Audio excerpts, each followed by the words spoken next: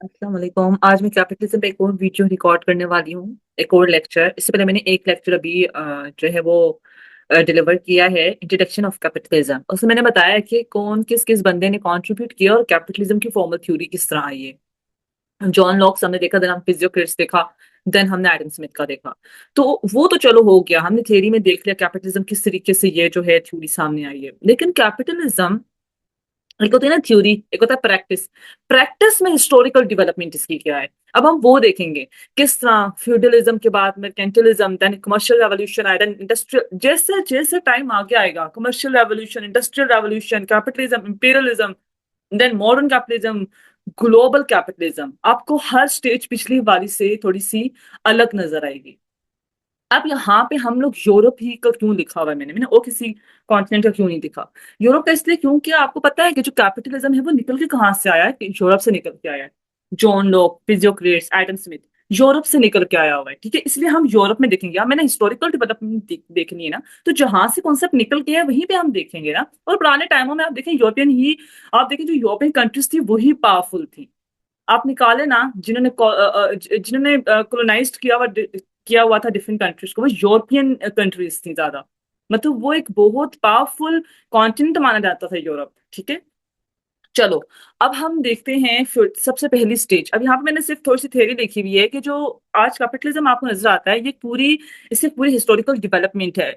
इसकी रूट्स में आपको फ्यूडलिज्म मिलेगा, then commercial revolution, industrial revolution, capitalism and imperialism, then करते करते आज आपको ग्लोबल कैपिटलिज्म नजर आएगा। और आज जाकर इसके ऊपर क्या है, बहुत क्रिटिसिज्म है इनइक्वालिटी का, इन्वायरमेंटल सस्टेनेबिलिटी का, फाइनेंशियल स्टेबिलिटी का। बहुत सारे चैलेंजेस को ये क्या कर रहा है, फेस कर रहा है। ठीक है, इसके ऊपर बहुत ये होता है कि इन्वायरमेंट कैपिटलिज्म की वजह से खराब हो रहा है, इनइक्वालिटी बढ़ती जा रही है। ये सारा इसके ऊपर क्या होता है, क्रिटिसिज्म होता है। तो सबसे हम पहले देखते हैं कि हिस्टोरिकली इसकी डेवलपमेंट क्या है। सबसे पहले फ्यूडलिज्म। अब अगर आप 15वीं सेंचुरी से पहले देखो यूरोप, वो तो यूरोप में आपको ना फ्यूडलिज्म नजर आएगा। फ्यूडलिज्म एक सोशल एंड इकोनॉमिक सिस्टम था जिसमें इकोनॉमी, वो अपना कमाने कमाने का काम, जो हम कहते हैं ना, ये हमारे यहाँ का इकोनॉमिक सिस्टम है, वो वहां पे क्या था, जमीन, एग्रीकल्चरल बेस था, लैंड ओनरशिप। और उस लैंड ओनरशिप, इकोनॉमिक सिस्टम तो था ही कि लैंड ओनरशिप पे सारा चलता था फ्यूडलिज्म। दूसरा उसके ऊपर ये सोशल सिस्टम इस तरह था कि उसी लैंड ओनरशिप को अगर हम देखें तो वहां पे लैंड्स पे जो क्या था, कि हायरार्की बनी हुई थी। कुछ लोग उस लैंड को ऑन कर रहे थे, कुछ कुछ जो है वो ऑनर के लिए उसी लैंड पे काम कर रहे थे। मतलब एक, आपको एक रिजिड क्लास भी नजर आ रही है, एक सोशल जो है हायरार्की भी नजर आ रही है। दूसरा आपको इकोनॉमिक इकोनॉमिक सिस्टम नजर आ रहा है कि वो क्या था, वो लैंड ओनरशिप का था। मतलब जमीन से ही वो कमा भी रहे थे, और जमीन के ऊपर आपको हायरार्की में स्ट्रक्चर नजर आएगा। कुछ लोग उस जमीन को ऑन करेंगे, वो ऊपर होंगे। कुछ लोग उस पर काम करेंगे, वो उस हायरार्की में नीचे होंगे। मतलब ऑनर्स के बाद निचली स्टेज पे वो आएंगे। फ्यूडलिज्म के अंदर एक तो ये था कि लैंड ओनरशिप थी, मतलब कि इकोनॉमी, इकोनॉमिक सिस्टम क्या था, एग्रीकल्चरल बेस्ड था। दूसरा इधर जो सोशल स्ट्रक्चर था क्लास का, वो बहुत ही रिजिड था, हायरार्किकल था। ऊपर ऑनर्स थे, उनके अंदर पेजेंट्स थे। पेजेंट्स मतलब जो काम करते हैं जमीनों पे, वर्कर्स थे। और जो एक टे कॉन्सेप्ट था फ्यूडलिज्म में ये था कि हर कोई उतना ही काम कर रहा था जितनी उसकी जरूरत थी।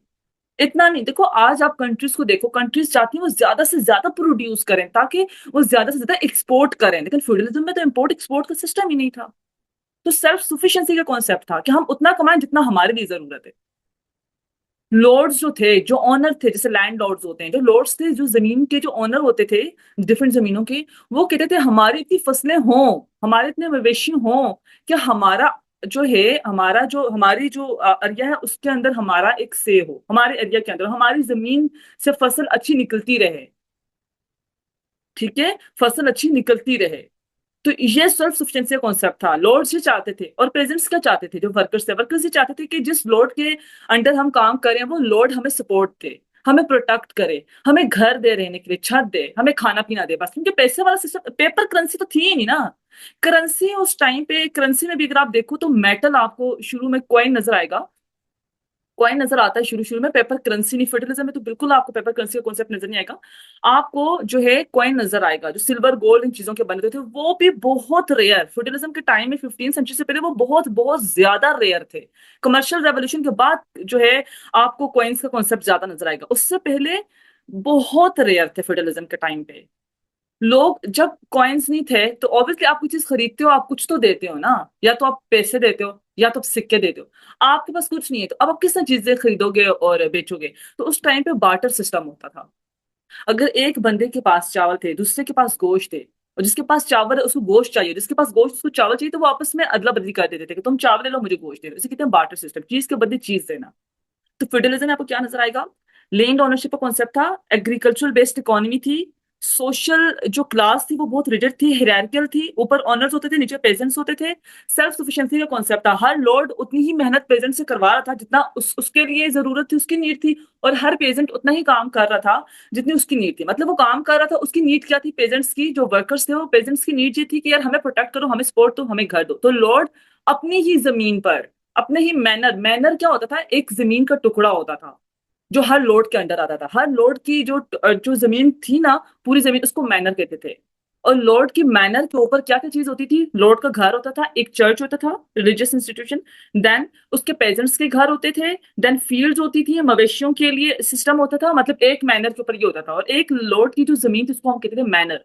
और बहुत सारे मैनर्स, डिफरेंट लॉर्ड्स की जो मैनर्स थे उनको मिला के स्टेट बनती थी एक। जैसे आप तीन चार लॉर्ड्स खड़े हैं, उनके आगे जमीनें हैं, तो उनकी जमीनों को हम बोलेंगे ये स्टेट है। ठीक है। तो हर पेजेंट की नीड थी कि मुझे प्रोटेक्शन मिले, और लॉर्ड की क्या थी? मेरी जमीन अच्छे तरीके से पेजेंट्स काम करें, मेरे मवेशियों की अच्छी देखभाल हो, और मेरी जमीन हमेशा अनाज देती रहे, मेरे मवेशी ठीक ठाक रहें। ठीक है। तो जो उनकी नीड थी, सेल्फ इंटरेस्ट जो उनका था, सिर्फ उतना ही पूरा करना था, सेल्फ सफिशिएंसी का, कि हम हर कोई अपना देख रहा था बस। ये नहीं था कि हम बहुत कमाएंगे और एक्सपोर्ट, एक्सपोर्ट का कॉन्सेप्ट नहीं था, तो सेल्फ सफिशिएंसी का ही था सिर्फ, एक्सपोर्ट का तो कोई था कॉन्सेप्ट नहीं। तो हर बंदा सिर्फ अपनी नीड पूरी करने के लिए कर रहा था बस। तो यही है फ्यूडलिज्म का। मैं यहाँ पे एक दफा पढ़ लेती हूँ। Before capitalism emerged as the dominant economic system, much of Europe was organised under feudalism, a social and economic system based on land ownership, agriculture, a rigid class structure, and hierarchical relationships. Society was structured around a rigid class system with nobility lords controlling land and peasants serfs working the land in exchange for protection and sustenance. Sustenance मतलब sport, खाना पीना, रिहाइश, हर तरह से ना। अच्छा, जो Lord's थे उनको नोबिलिटी भी बोलते हैं, एंड जो पेजेंट्स थे उनको सर्फ्स भी बोलते थे। ठीक है। तो जो सर्फ्स थे या पेजेंट्स थे, जो वर्कर थे, वो क्या करते थे? वो लॉर्ड्स की जमीनों पे काम करते थे प्रोटेक्शन के लिए और सपोर्ट या सस्टेनेंस के लिए। सेल्फ सफिशिएंसी वॉज की। फेडरलिज्म में सिर्फ एक चीज को देखते थे, सेल्फ सफिशिएंसी। लॉर्ड्स उतना काम कराते थे कि उनकी जमीन से अनाज निकले, सेल्फ सफिशिएंसी। पेजेंट्स काम करते थे, उनको प्रोटेक्शन और सस्टेनेंस चाहिए थी, सेल्फ सफिशिएंसी बस। ये नहीं कि एक्स्ट्रा हम इतना इतना ज्यादा प्रोड्यूस करें कि हमने एक्सपोर्ट करना है। एक्सपोर्ट तो करना ही नहीं था ना, हर लॉर्ड को उतना ही चाहिए था कि उसके पेजेंट्स भी जिंदा रहे और वो भी जिंदा रहे। तो बस उतना ही खाएं पिए सही तरीके से। तो सेल्फ सफिशिएंसी का कॉन्सेप्ट था, एज मोस्ट स्टेट्स और मैनर्स, ये जमीनों को ही बोलते हैं। ठीक है ना। जो स्टेट्स और मैनर्स थी उतना ही प्रोड्यूस करती थी जितना जरूरत होता था, प्रोड्यूस्ड एवरीथिंग दे नीडेड। चावल, गेहूं, मतलब जो भी सब्जी चाहिए होती थी, वेजिटेबल्स वगैरह, सारा कुछ वो अपनी जमीनों पे लगा लेते थे। लैंड लॉर्ड्स, जो लॉर्ड होते थे, अपने मैनर्स पे वो लगा लेते थे। स्टेट्स पे आपको यही चीजें, ये जमीनों को बोलते हैं। ठीक है, मैनर्स और स्टेट्स। तो अपने अपनी जमीनों पे वो चीजें लगा देते थे जितनी उनको जरूरत होती थी। Barter system was commonly use for trade between local goods, specially where currency was not in use. तो फेडरलिज्म में आपको मोस्टली जो है करेंसी देखने को नहीं मिलेगी। करेंसी यहाँ पे मैंने आपको बताऊं, कॉइन्स, जैसे सिक्के आपके तो आम जबान, लेकिन वो सिल्वर और गोल्ड इन चीजों के बने हुए होते थे। तो करेंसी आपको देखने को नहीं मिलती थी। तो फिर किस तरीके से करते थे? मोस्टली मोस्टली वो बार्टर सिस्टम था, चीज के बदले चीज देना। तो ये था। सबसे पहले आपको हिस्टोरिकल डेवलपमेंट में कैपिटलिज्म की क्या नजर आएगा? फ्यूडलिज्म नजर आएगा। ठीक है। लेकिन फिर 15th सेंचुरी से 18th सेंचुरीज तक आपको कमर्शियल रेवोल्यूशन देखने को मिलेगा। कमर्शियल रेवोल्यूशन क्या था? इकोनॉमिक सिस्टम चेंज हो रहा था, अब बार्टर सिस्टम को रिप्लेस कर रहे थे करेंसी से। ट्रेड, पहले सेल्फ सफिशिएंसी का कॉन्सेप्ट था कि इतना ही कमा रहे हैं कि जितना लॉर्ड्स को जरूरत हो, जितना पेजेंट्स के लिए उसको चाहिए बस। ठीक है। लेकिन कमर्शियल रेवोल्यूशन में सब कुछ एक्सपेंड होने लगा, रेवोल्यूशन आने लगा, सेल्फ सफिशिएंसी का कॉन्सेप्ट खत्म होने लगा।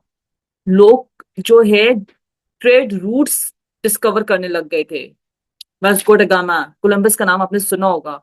उन लोगों ने ट्रेड रूट्स डिस्कवर कर दिए थे, बैंक्स खुलने लग गए थे, stock exchange companies, joint stock companies, नए न्यू मार्केट्स। अब देखो, इन्होंने ट्रेड रूट्स देखना स्टार्ट कर दिया, मतलब न्यू मार्केट्स आ गई ना यूरोप के पास, जैसे एशियन मार्केट्स, इंडिया, चाइना, ये सारी कंट्रीज। तो वो ज्यादा जो है प्रोड्यूस करने की कोशिश करने लगे, और यहाँ से जो है रॉ मटेरियल लेके जाते अपनी कंट्रीज में, उसको प्रोड्यूस करते, देन वो वापस इधर ही फिनिश प्रोडक्ट इन्हीं कंट्रीज को वापस बेचते। तो इस तरह एक कमर्शियल रेवोल्यूशन आ गया ट्रेड रूट्स की वजह से। इन फाइनेंशियल इनोवेशंस, नई नई चीजें इजाद हुई हैं, जैसे बैंक आए, stock exchange, joint stock companies, currency barter system खत्म हो गया, करेंसी आ गई, कॉइन्स यूज होने लग गए। ठीक है, तो चलो अब इसको पढ़ते हैं। Between the 15th and 18th centuries, Europe underwent a profound transformation that laid the groundwork for modern economic systems. This period is often characterized by the commercial revolution, a time of rapid economic expansion. Economic expansion हुआ था किसकी वजह से? Driven by the rise of global trade networks and financial innovations. Different explorers सामने आए थे, जैसे Vasco D gamma and Christopher Columbus. उन्होंने आके डिफरेंट रूट्स देखे कि हम और कॉन्टिनेंट्स के साथ by road and sea route के जरिए किस तरीके से डिफरेंट कॉन्टिनेंट्स के साथ कनेक्ट हो सकते हैं। और वो ढूंढ के उन्होंने क्या किया, उन्होंने बोला अब तो हम लोग जो है वहां से जो इनकी कंट्री में, जो यूरोप में नहीं था रॉ मटेरियल, वो उन्होंने क्या किया, उन्होंने ट्रेड रूट्स ढूंढे और जाके जो एशिया, अफ्रीका, अमेरिकाज, इन कॉन्टिनेंट के ऊपर, इन कॉन्टिनेंट्स के ऊपर जो रॉ मटेरियल इनको मिलता है, जैसे स्पाइसेस मिलते थे, टेक्सटाइल्स वगैरह, प्रेशियस मेटल्स मिलते थे यहाँ से इनको, सिल्वर, गोल्ड और ये सारा कुछ, वो इन कॉन्टिनेंट से उठा के अपनी कॉन्टिनेंट में लाते थे यूरोप में, वहां पे डिफरेंट चीजें बनाते थे और वापस फिनिश प्रोडक्ट ज्यादा महंगी इन्हीं को बेच देते थे। तो ये मतलब आहिस्ता आहिस्ता इन्होंने ट्रेड रूट्स एक्सप्लोर, यहाँ पे भी कमर्शियल रेवोल्यूशन में आपको रेवोल्यूशन होता नजर आएगा। ये डिफरेंट ट्रेड रूट्स देखेंगे, डिफरेंट जो है फाइनेंशियल इनोवेशंस होंगी, बैंक्स बन रहे हैं, स्टॉक एक्सचेंज कंपनीज बन रही हैं, तो इस सब चीजें आपको नजर आएंगी। बार्टर सिस्टम को रिप्लेस करने के लिए करेंसी सिस्टम नजर आएगा पूरा। ठीक है, तो जो trade routes and financial innovations, उसमें क्या है, इसकी जो कैरेक्टरिस्टिक्स वो क्या थी? The expansion of trade routes such as those to Asia, Africa and America. यही था ना। इसमें आपको देखो, आपने अगर पढ़ा हो शुरू में आपने पाकिस्तान इंडिया की हिस्ट्री में पढ़ी हो, तो वहां आपको Cape of Good Hope, Cape of Good Hope क्या था? एक सी रूट था। केप ऑफ गुड होप क्या था? एक सी रूट था जो इंडिया को कनेक्ट करता था यूरोप से, ब्रिटेन से। यही था ना, इंडिया को कनेक्ट करता था। केप ऑफ गुड होप क्या था? एक सी रूट था, पानी के जरिए जाने वाला एक रास्ता था जो इंडिया को किससे कनेक्ट कर रहा था? ब्रिटेन से कनेक्ट कर रहा था। और वो वहां से जाते थे, इंडिया से सारा रॉ मटेरियल लाते थे, और उस रॉ मटेरियल को यूज करके वो फिनिश प्रोडक्ट बनाते थे, और उस फिनिश प्रोडक्ट को वो फिर आगे से और मार्केट में फेंकते थे। ठीक है, तो इस टाइम पे जब ये रेवोल्यूशन, कमर्शियल रेवोल्यूशन हो रहा था, तो डिफरेंट जो एक्सप्लोरर्स थे, जैसे क्रिस्टोफर कोलंबस हो गया, वास्को ड गामा हो गया, इन्होंने ना ये अपनी कंट्री से, ये अपने अपनी अपनी कंट्रीज से निकले, ताकि हम लोग देखें कि हम और कॉन्टिनेंट्स के साथ किस तरीके से मिल सकते हैं। क्योंकि फ्यूडलिज्म का तो टाइम पीरियड नहीं था ना कि एक लोड एक ही जमीन पे काम करता रहेगा, वो करवाता रहेगा। अब उन्होंने कहा यार कि हमें अपनी जो इकोनॉमिक एक्सपेंशन करनी है, हमें आहिस्ता आहिस्ता, हर टाइम आपको पिछले से ऊपर ही नजर आएगा। तो इन्होंने कहा कि यार डिफरेंट कॉन्टिनेंट्स हैं, हम इनके साथ कनेक्ट होते हैं, और कनेक्ट होकर हम देखते हैं कि वहां पे क्या रॉ मटेरियल है, वो हम लेके आएंगे। और इस तरीके से यहाँ पे आपको मर्चेंट क्लास, ताजर नजर आएंगे अब बड़े बड़े।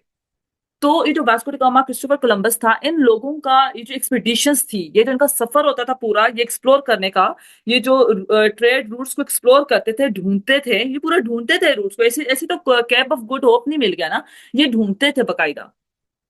तो ये जो ढूंढते थे, ये जो पूरा इसमें जो इसको फाइनेंस कौन करता था? बड़े बड़े मर्चेंट्स, उस टाइम के बड़े बड़े मर्चेंट्स आते थे, जो बड़े बड़े अमीर लोग होते थे, ताजर होते थे, वो आते थे, और वो इनकी जो एक्सपेडिशंस होती थी, इनका जो पूरा सफर होता था, उसको फाइनेंस करते थे।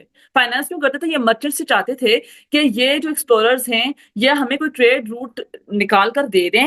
ठीक है, जो मर्चेंट्स और मनार्स होते थे सारे, वो इनको फाइनेंस करते थे ताकि ये हमें निकाल दें और हम लोग रिसोर्सेस को एक्सेस कर सकें डिफरेंट कॉन्टिनेंट्स के।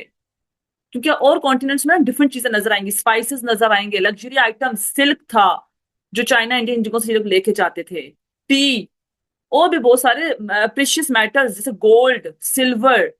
तो ये सारी चीजें नजर आती थी इनको। ठीक है, इन सारी चीजों को निकालने के लिए, जैसे आप एशिया का देखो, तो एशिया से ये क्या चीजें ये लोग लेके गए थे? एशिया को किस तरह इन्होंने जो एशियन डिफरेंट कंट्रीज हैं, इनको किस तरीके से इन्होंने यूरोप से कनेक्ट किया था? एक सिल्क रोड, सिल्क रोड जो रोड के जरिए जाता था, वो तो आपको पता है ना, सिल्क रोड एशिया को यूरोप से कनेक्ट करता था, और एशिया को खासतौर पे इंडिया को Cape of Good Hope connect करता था यूरोप से। और इन जगहों से आके जो केप ऑफ गुड होप था वो क्यों डिस्कवर किया था आपको पता है? क्योंकि सिल्क रोड तो था, फिर केप ऑफ गुड होप क्यों डिस्कवर किया? तो उसकी वजह ये थी क्योंकि जब वो बाय रोड जाते थे तो उसके ऊपर बहुत ज्यादा है ना बीच में डिफरेंट जगहों से आते आते आते उनको बहुत महंगा पड़ता था। तो फिर उन्होंने एक सी रूट निकाला था, get Cape of Good Hope. और वो सी रूट से जाते थे तो इतना ज्यादा उनको खर्चा नहीं पड़ता था, वो रॉ मटेरियल भी ले आते थे और वो प्रोड्यूस भी करते थे। तो डिफरेंट कंट्रीज के साथ इन्होंने ट्रेड रूट्स देखना, ये कमर्शियल रेवोल्यूशन था। ट्रेड रूट्स इन्होंने निकालने स्टार्ट कर दिए थे। एशिया से मैंने आपको बताया स्पाइसेस लेके जाते थे, लग्जरी आइटम्स जैसे कि सिल्क वगैरह, ठीक है। और एशिया को किसी से जोड़ा था, सिल्क रोड था and Cape of Good Hope था जो यूरोप से जोड़ता था। देन अफ्रीका में आप देखो, अफ्रीका में भी यही चीजें थी कि वहां से भी डिफरेंट रॉ मटेरियल जो है वो ये निकालते थे और लेके जाते थे। एंड अमेरिकाज जो आज आप देखते हो, अमेरिकाज इसको न्यू वर्ल्ड का, जब अमेरिकाज को डिस्कवर किया था तो ये इतना हैरान हो गए थे, यूरोपियन कंट्रीज थी। आपको पता है जो अमेरिका यूएसए यूएसए खुद एक टाइम कॉलोनी था ये। तो अमेरिकाज जब डिस्कवर हुआ तो उसको न्यू वर्ल्ड का नाम दिया। और अमेरिकाज से ये लोग बहुत ज्यादा प्रीशियस मेटल्स निकाल निकाल के ला रहे थे। जो कमर्शियल रेवोल्यूशन था तब पेपर करेंसी का तो टाइम इतना था नहीं था तकरीबन, आप समझे। कॉइन्स यूज होते थे, कॉइन्स भी कौन से? Gold silver. गोल्ड और सिल्वर आपके पास जखीरे में जिसके पास पड़े होते थे ना, वो मर्चेंट या वो कंट्री या वो बैंक उतना ही अमीर समझा जाता था, पावरफुल समझा जाता था। तो यहाँ से लोग मेटल्स निकालते थे और लेकर जाते थे अमेरिका से, यही होता था ना। तो इस तरीके से क्या किया, जब इनको ट्रेड रूट्स मिले तो इन्होंने ट्रेड रूट्स से क्या किया, ये ट्रेड रूट्स से कमर्शियल रेवोल्यूशन आया कि ये इन कंट्रीज से, इन कॉन्टिनेंट से रॉ मटेरियल उठाते थे और अपनी यूरोप में ले जाते थे। क्योंकि जो जो चीजें वो ये इन कॉन्टिनेंट से लेते थे ना, जैसे इंडिया से, चाइना से, अफ्रीका, अमेरिका से, वो चीजों की कमी होती थी यूरोप के अंदर। तो यहाँ से रॉ मटेरियल ले जाते थे अपनी यूरोप में, अपने कॉन्टिनेंट में। फिर इनको मार्केट मिल गई थी, यहाँ से रॉ मटेरियल लेके जाते थे। रॉ मटेरियल होता है कि आप किसी चीज को बना, जैसे रॉ मटेरियल, आप अगर कोई डो बना रहे हो तो डो में आटा भी लगता है, डो में पानी भी लगता है, डो में नमक भी लगता है। तो अब ये नमक, आटा, पानी आप एक रॉ मटेरियल समझे, एंड जब आपने इन पर ब्रेड बना दी तो वो फिनिश प्रोडक्ट है। ये रॉ मटेरियल तो यहाँ से लेके जाते थे और फिनिश प्रोडक्ट इन्हीं मार्केट्स में, इन्हीं कॉन्टिनेंट्स की मार्केट्स में लाकर बेचते थे। क्योंकि इन कॉन्टिनेंट्स के पास रॉ मटेरियल तो था लेकिन फिनिश प्रोडक्ट्स का अभी वो नहीं था, क्योंकि उस टाइम पावरफुल कॉन्टिनेंट था ही यूरोप, ठीक है। तो इनके पास इतनी वो नहीं होती थी सलाहियत कि वो उन चीजों को फिनिश प्रोडक्ट की शक्ल दे सके। तो फिर मर्चेंट्स और बड़े बड़े मोनार्क्स क्या करते थे, वो बड़े बड़े जो एक्सप्लोरर्स होते थे जैसे क्रिस्टोफर कोलंबस वगैरह, वेस्को डी गामा, उनको पैसा देते थे खुला कि ये तुम पे हम पैसा लगा रहे हैं, तुम रूट्स डिस्कवर करो। वो रूट्स डिस्कवर करते थे और कॉन्टिनेंट को कॉन्टिनेंट के साथ मिलाया। अब यहाँ पे कमर्शियल रेवोल्यूशन कैसे हुआ कि चीजें यहाँ से वहां होने लगी, यहाँ से रॉ मटेरियल उठाते थे वहां लेके जाते थे, वहां फिनिश प्रोडक्ट बनाते थे।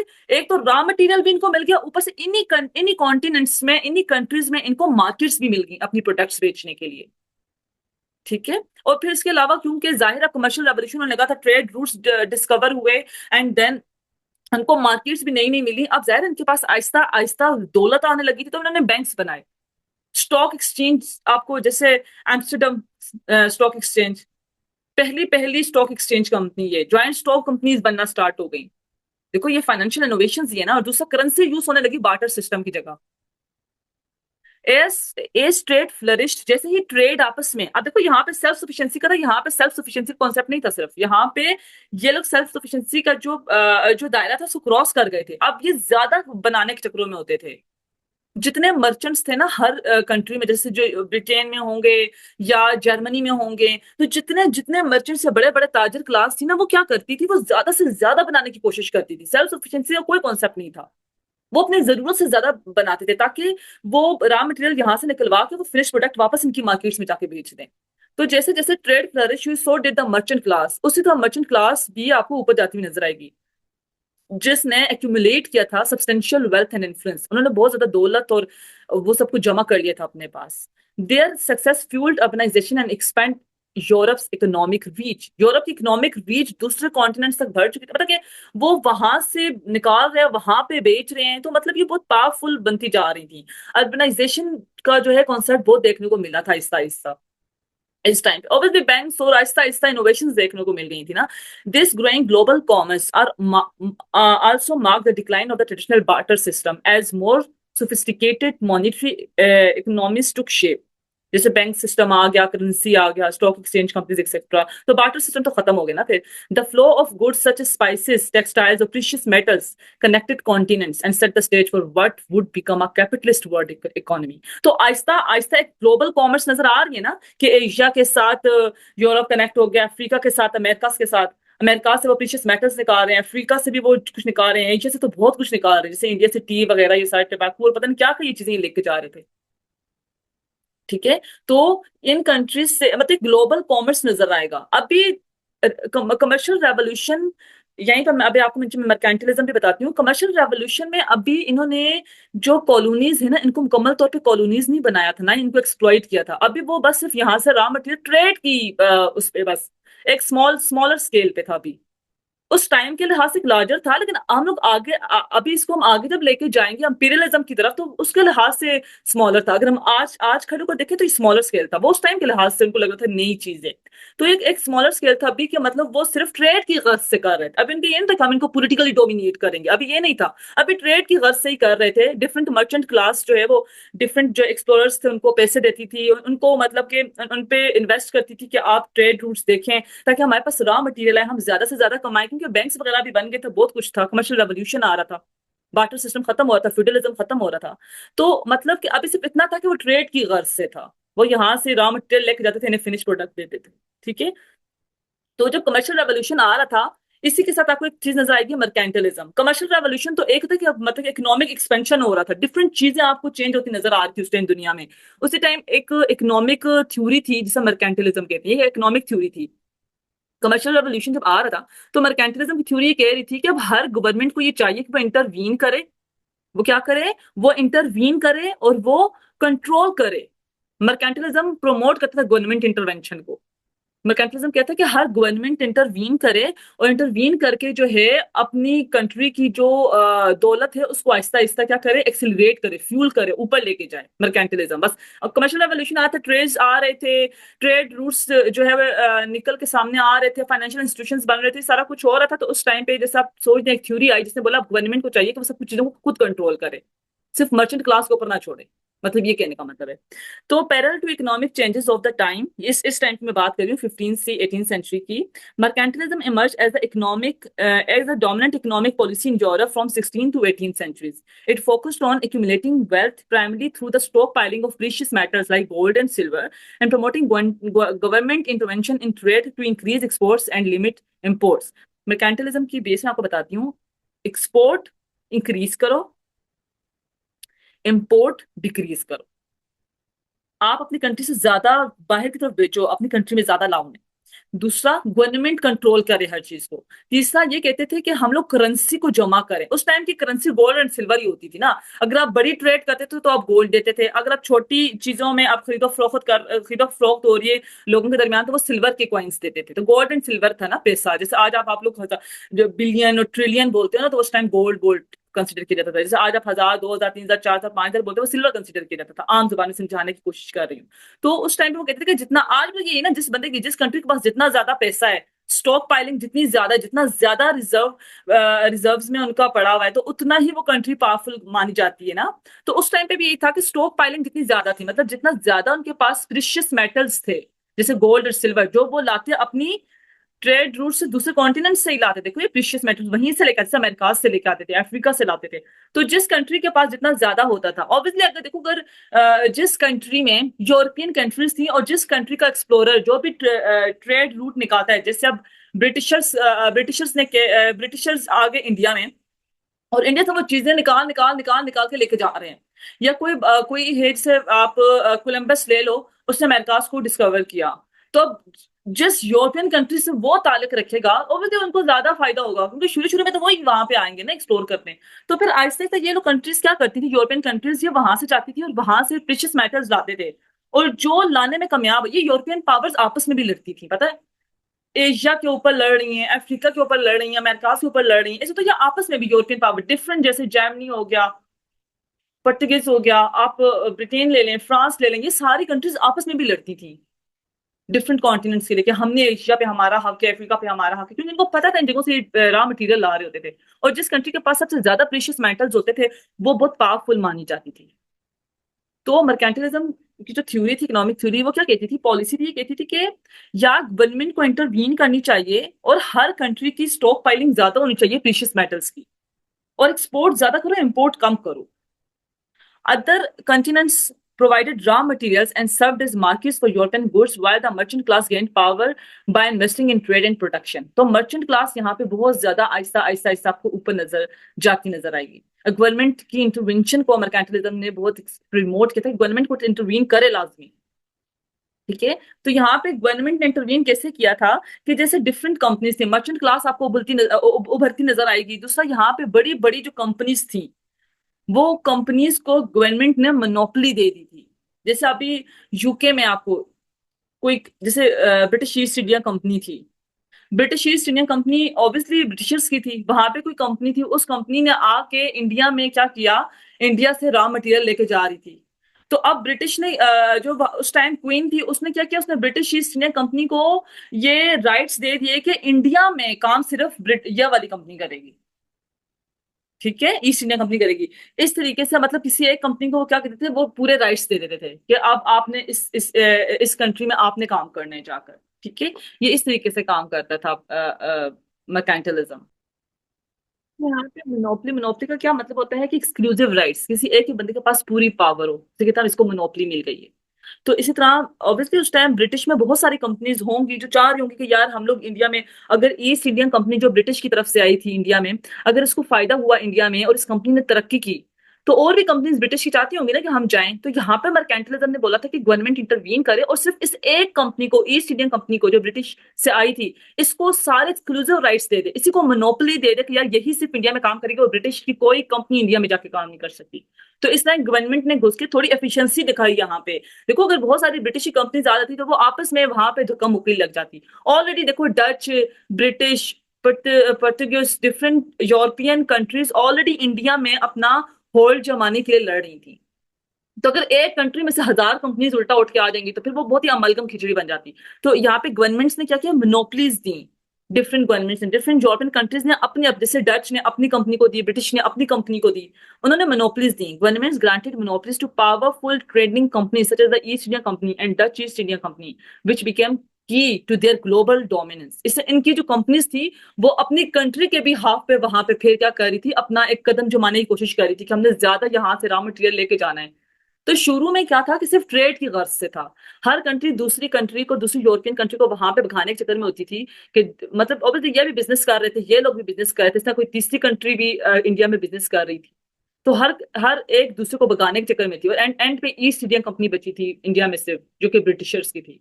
ठीक है, Mercantilism also intensified competition between European powers for control of territories and resources। तो मैंने यही कहा, डिफरेंट टेरिटरीज जैसे इंडिया, चाइना वगैरह, डिफरेंट कॉन्टिनेंट्स जैसे एशियन, अफ्रीकन, अमेरिकाज, तो डिफरेंट जो यूरोपियन पावर्स थी वो आपस में लड़ रही थी, उनकी उन्होंने अपनी अपनी कंपनीज भेज दी थी उनको मोनोपलीज देके, और फिर वो आपस में सारी लड़ रही थी अपने कदम जमाने के लिए। तो शुरू में यूरोपियन कंट्रीज के आपस में लड़ाई रही है रिसोर्सेज के लिए। ठीक है,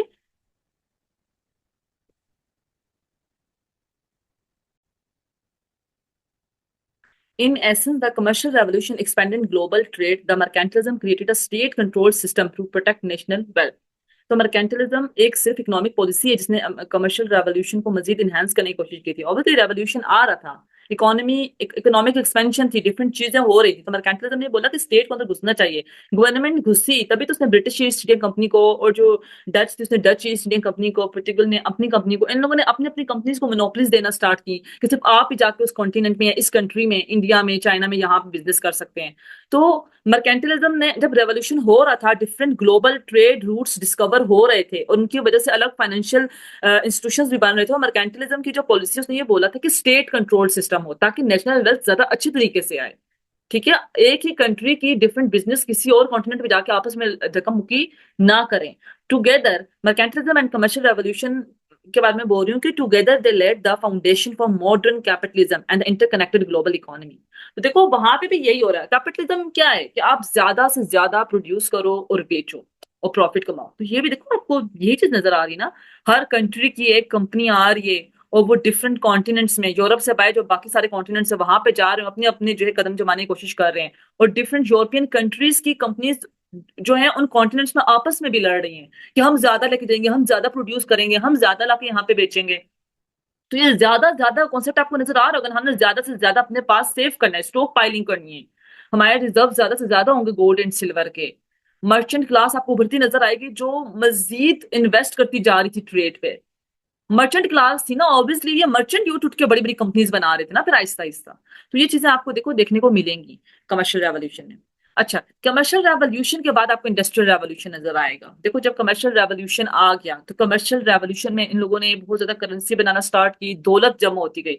तो उस दौलत से उन लोगों ने डिफरेंट, देखो मशीनरी बनाना स्टार्ट की, मतलब अलग से इनोवेशन करना स्टार्ट की, डिफरेंट चीजों को वो प्रोड्यूस करने लगे, टेक्नोलॉजी आने लगी, वो फैक्ट्रीज बड़ी बड़ी बनाने लग गया ऐसा ऐसा।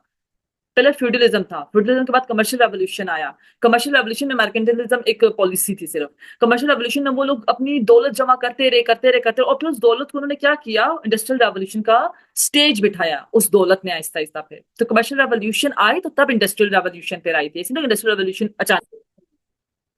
यहाँ से हम देखते हैं कि 18th and 19th सेंचुरी में आपको इंडस्ट्रियल रेवोल्यूशन फिर नजर आएगी। The industrial revolution starting in the late 18th in century in Britain marked a turning point in capitalism. अब यहाँ से कैपिटलिज्म और ज्यादा, क्योंकि बड़ी बड़ी फैक्ट्रीज बहुत ही गंदी कंडीशंस देते थे, जो लोग बेचारे गांव से आते थे, अर्बनाइजेशन बढ़ रही थी ना, अर्बन एरिया की तरफ आ रहे थे लोग, रूरल एरिया से गांव से आ रहे थे, क्योंकि बड़ी बड़ी फैक्ट्रीज बन गई थी, वो ज्यादा अच्छी तरीके से चीजों को बना रही थी। तो लोग अब छोटे छोटे जमीनों पे काम नहीं करते थे अपने गाँव में रह के, वो बड़ी बड़ी इंडस्ट्रीज की तरफ आए ताकि हम वहां पे जाए, वहां पे काम करें। तो जब वो बेचारे जाते थे तो उनको बड़े बड़े जो मर्चेंट्स होते थे, इंडस्ट्रियलिस्ट होते थे, वो उनके इतने अच्छे पैसे नहीं देते थे, ऊपर से बुरी कंडीशंस में रखते थे। तो इंडस्ट्रियल रेवोल्यूशन के साथ साथ आपको कैपिटलिज्म और आया नजर आता जाएगा, मतलब और प्रोमिनेंट नजर आएगा।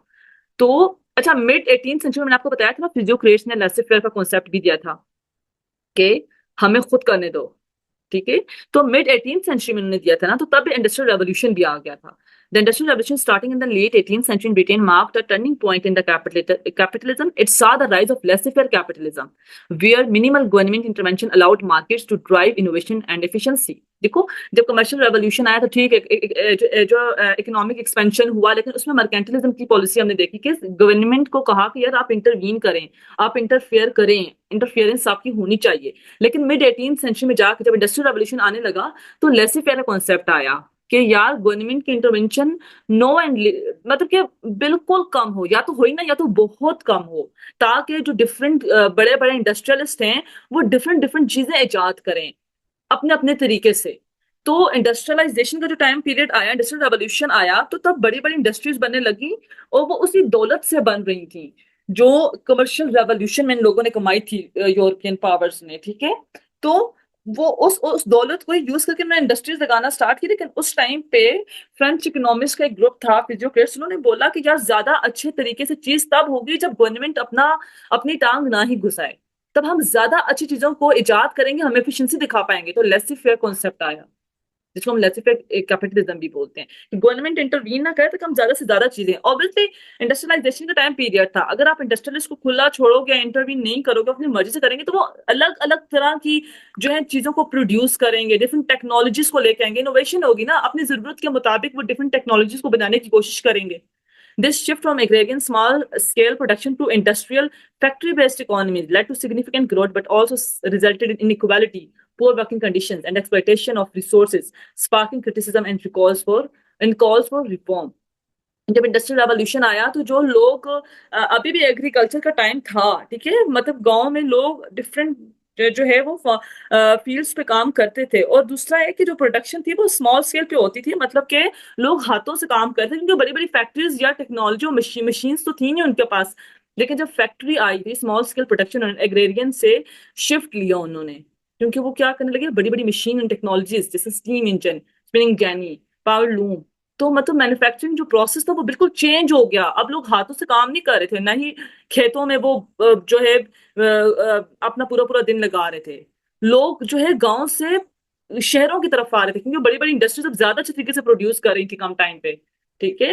तो नई नई टेक्नोलॉजीज आ गई थी। The rise of factories led to large scale urbanisation as people move from rural areas to cities for work. और जब ये बेचारे यहाँ पे आए तो इनको बहुत ज्यादा एक्सप्लॉइट किया गया था, ठीक है।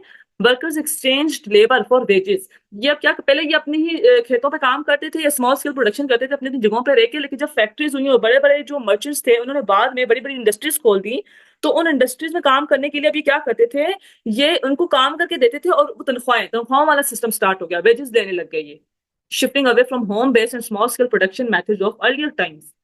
Goods could now be produced on a much larger scale and at lower cost, fueling consumer demand, economic growth। पहले क्या होता था, क्योंकि जाहिर है ज्यादा जो है रॉ मटेरियल जो है वो बाकी अपने कॉन्टिनेंट से लेके नहीं जाते थे, यूरोपियन पावर्स जो थी वो इंडिया, चाइना, अफ्रीका, अमेरिका, यहाँ से ज्यादा रॉ मटेरियल क्यों नहीं लेके जाती थी, क्योंकि इतना ज्यादा वो प्रोड्यूस जाहिर करने में उनको टाइम से हैंडमेड काम होता था पहले। लेकिन जब इंडस्ट्रियल रेवोल्यूशन है, फैक्ट्रीज आ गई, इंडस्ट्रीज आई, अब वो एक ही टाइम पे इकट्ठा ही ले आते थे। जब वो एक ही टाइम पे इकट्ठा लेके आते थे तो कॉस्ट कम होती थी, कॉस्ट कम होती थी तो वो जल्दी बनाते थे, एक तो ठीक है उतना ज्यादा मैन पावर इनको नहीं लगता था जितना वो पहले लग रहा था, क्योंकि फैक्ट्रीज भी काम कर रही थी, वहां पे मशीन आ गई थी, तो मतलब चीप काम हो रहा था ना।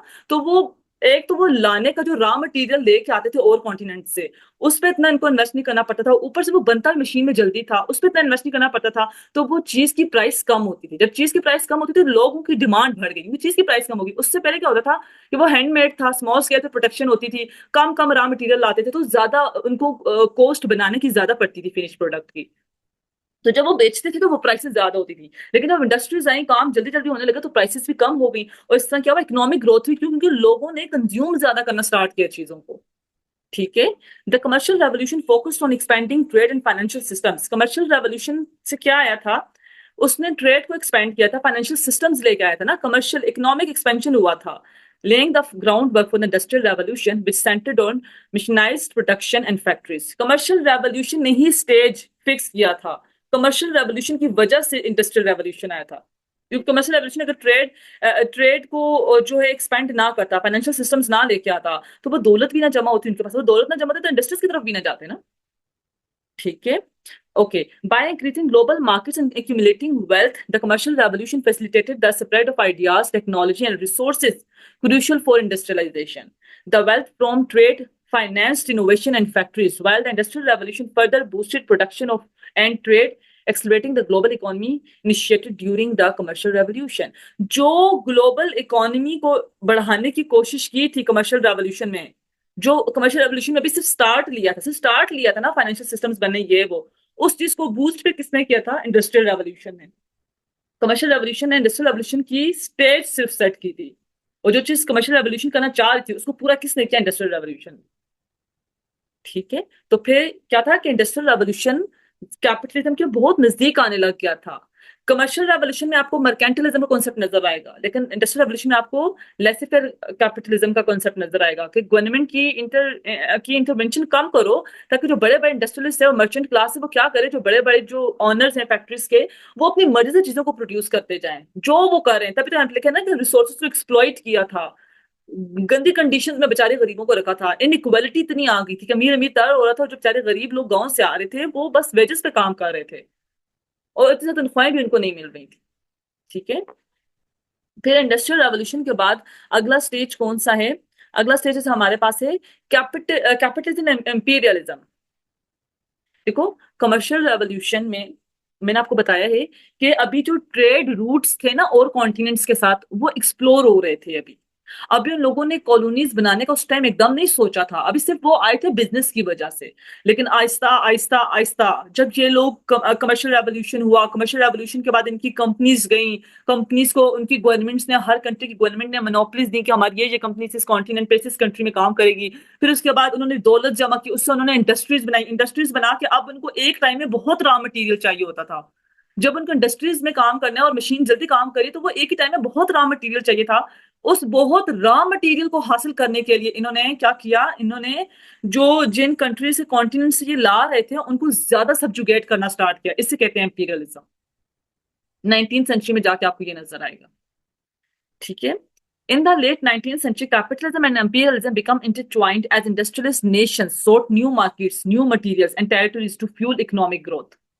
यूरोपियन पावर्स एक्सप्लॉइटिंग कॉलोनीज, अब इनकी कॉलोनीज बन चुकी हुई थी आहिस्ता आहिस्ता, क्यों, क्योंकि ये सिर्फ अब वो सिर्फ ट्रेड नहीं कर रहे थे, सिर्फ बिजनेस नहीं कर रहे थे, अब वो चाहती थी, हर कंट्री चाहता था, जैसे ब्रिटेन, ब्रिटिशर्स क्या चाहते थे, इंडिया के जो लोकल लोग हैं वहां पे, जो राजा महाराजा हैं, वो हमारे किसी मसले में ना बोले, हम जहां से जो चीज उठाना चाहें हम उठाएं। उन्होंने क्या करना स्टार्ट कर दिया, उन्होंने जमीनें खरीदना स्टार्ट कर दी। जमीनें खरीदने के बाद उन्होंने अपने ही जो है वहां पे अपनी फोर्सेस खड़ी करना स्टार्ट कर दी, अपना पॉलिटिकल सिस्टम ले आए, अपना कल्चर ले आए, मतलब कि उन्होंने डोमिनेट करना, फिर उन्होंने क्या किया, इंडिया को कोलोनाइज करना, अपनी कॉलोनी बना दिया और खुद मास्टर्स बन गए। कॉलोनी क्या होती है, वो कंट्री जो जिस कंट्री के अंडर थी, पहले कॉलोनीज होती थी ना, जैसे हम लोग ब्रिटिशर्स से आजाद हुए, हम ब्रिटिशर्स की कॉलोनी थे पहले। उन्होंने क्या किया, उन्होंने हमें सबजुगेट करना स्टार्ट कर दिया, हमारा खुद का कुछ ना रहा, बस ब्रिटिशर्स ब्रिटिशर्स रह गए। इवन पॉलिटिकल सिस्टम भी उनका आ गया, इसे कहते हैं इंपीरियलिज्म। क्योंकि वो चाहते थे, वो जितना भी रॉ मटेरियल निकालना चाहे और जो चीज लाकर यहाँ बेचना चाहे, उन्हें वहां की लोकल जो भी गवर्नमेंट या जो भी स्ट्रक्चर है, जो भी राजा महाराजा, वो रोक ना सकें। तो उन्होंने सबको वहां पे खत्म करना स्टार्ट कर दिया और अपनी हुकूमत, एक किस्म की पूरी हुकूमत, अपना पॉलिटिकल सिस्टम ला के थोप दिया हर हर अपनी कॉलोनी पे। सिर्फ इंडिया पे नहीं, आप डिफरेंट देखें, जितनी भी कॉलोनीज थी, ठीक है। तो अपनी, क्योंकि इनके पास बहुत ज्यादा अब रॉ मटेरियल चाहिए था इनको, और रॉ मटेरियल भी बहुत चाहिए था, और इनके पास फैक्ट्रीज थी, रॉ मटेरियल ज्यादा से ज्यादा चाहिए था, ज्यादा से ज्यादा अपनी अपने आप को एक पावरफुल मुल्क बनाना था। कि हमारी, उस टाइम पे देखो ना, ये होता था जिसकी जितनी ज्यादा कॉलोनीज थी वो उतना ज्यादा अमीर होता था मुल्क। क्यों? क्योंकि वो अपनी कॉलोनीज को एक्सप्लॉइट करते थे, वहां से ज्यादा रॉ मटेरियल निकालते थे। अब इनके पास फैक्ट्रीज थी ना, अपनी फैक्ट्रीज में कुछ तो बनाना है, फैक्ट्रीज ऐसे ही तो खाली रखने के लिए उन्होंने बनाई नहीं थी। तो रॉ मटेरियल ज्यादा चाहिए था, ज्यादा कॉलोनीज इसीलिए निकालते थे अपने पास वो, ताकि वहां से वो ज्यादा से ज्यादा रॉ मटेरियल लाए। और जब ज्यादा रॉ मटेरियल लाते थे तो जाहिर है ज्यादा फिनिश प्रोडक्ट्स बनती थी। अब उस फिनिश प्रोडक्ट्स के लिए उनको ज्यादा मार्केट चाहिए थी, इसलिए वो ज्यादा कंट्रीज को अपनी कॉलोनीज बनाते थे, उन्हीं को जाके वो लोग बेचते भी थे। और इवन यूरोपियन पावर्स अपने आपस में भी बेचती थी चीजों को फिर, ठीक है। European powers exploiting colonies for cheap raw materials and labour, यहाँ से वो लोग लेबर भी लेकर जाते थे, ठीक है। This global expansion integrated markets boosting trade and investment. The period also saw the rise of monopolies and large corporate conglomerates. conglomerates होता है जब एक ही जो कंपनी होती है उसके अंदर बहुत सारी, एक बहुत बड़ी कंपनी, उसके अंदर बहुत छोटी छोटी कंपनीज आके उसके साथ जुड़ जाए और एक बहुत बड़ी कंपनी बन जाए। तो जो कैपिटलिज्म एंड इंपीरियलिज्म का टाइम पीरियड था, और कंट्रीज को तो उन्होंने अपनी कॉलोनीज बनाया हुआ था। इवन जो यूरोपियन कंट्रीज थी, जैसे आप ब्रिटिश देख लें, और उसके अलावा भी जो कंट्रीज थी, क्योंकि देखो यूएस वगैरह उस टाइम क्या हो गया था, आजाद हो गया था ना। तो जो बाकी सारी कंट्रीज दुनिया में उस टाइम आपको नजर आई थी, जो पावर्स थी, वहां पे भी कोई एक जो फर्म होती थी या कंपनी होती थी ना, उसको मोनोपोली हासिल थी। अभी किस तरह होता था, एक तो ये कॉलोनीज को, जैसे ब्रिटिश इंडिया को तो एक्सप्लॉइट कर ही रहा था ना, इसके अलावा यूएस में, क्योंकि कैपिटलिज्म ऑब्वियसली यूएस में भी आ रहा था, तो यूएस में जैसे अब बहुत सारी ऑयल की कंपनीज थी, बहुत सारी ना, बहुत सारी ऑयल की कंपनी थी। फिर एक कंपनी जिसका नाम था स्टैंडर्ड ऑयल, ये यूएस में थी, स्टैंडर्ड ऑयल के नाम से थी। स्टैंडर्ड ऑयल ने ना आहिस्ता आहिस्ता मोनोपोली हासिल करना स्टार्ट कर दी थी, मतलब वो जितनी भी छोटी सारी ऑयल की कंपनी थी ना, वो इसके अंदर मर्ज होती जा रही थी। और कोई भी देखो, जब एक कंपनी के पास मोनोपोली आ जाएगी तो इनोवेशन खत्म हो जाएगी। जब कंपनीज के दरमियान कंपटीशन होता है तभी तो नई चीज आजाद होती है ना, कंपटीशन से ही नई चीज आजाद होके आती है।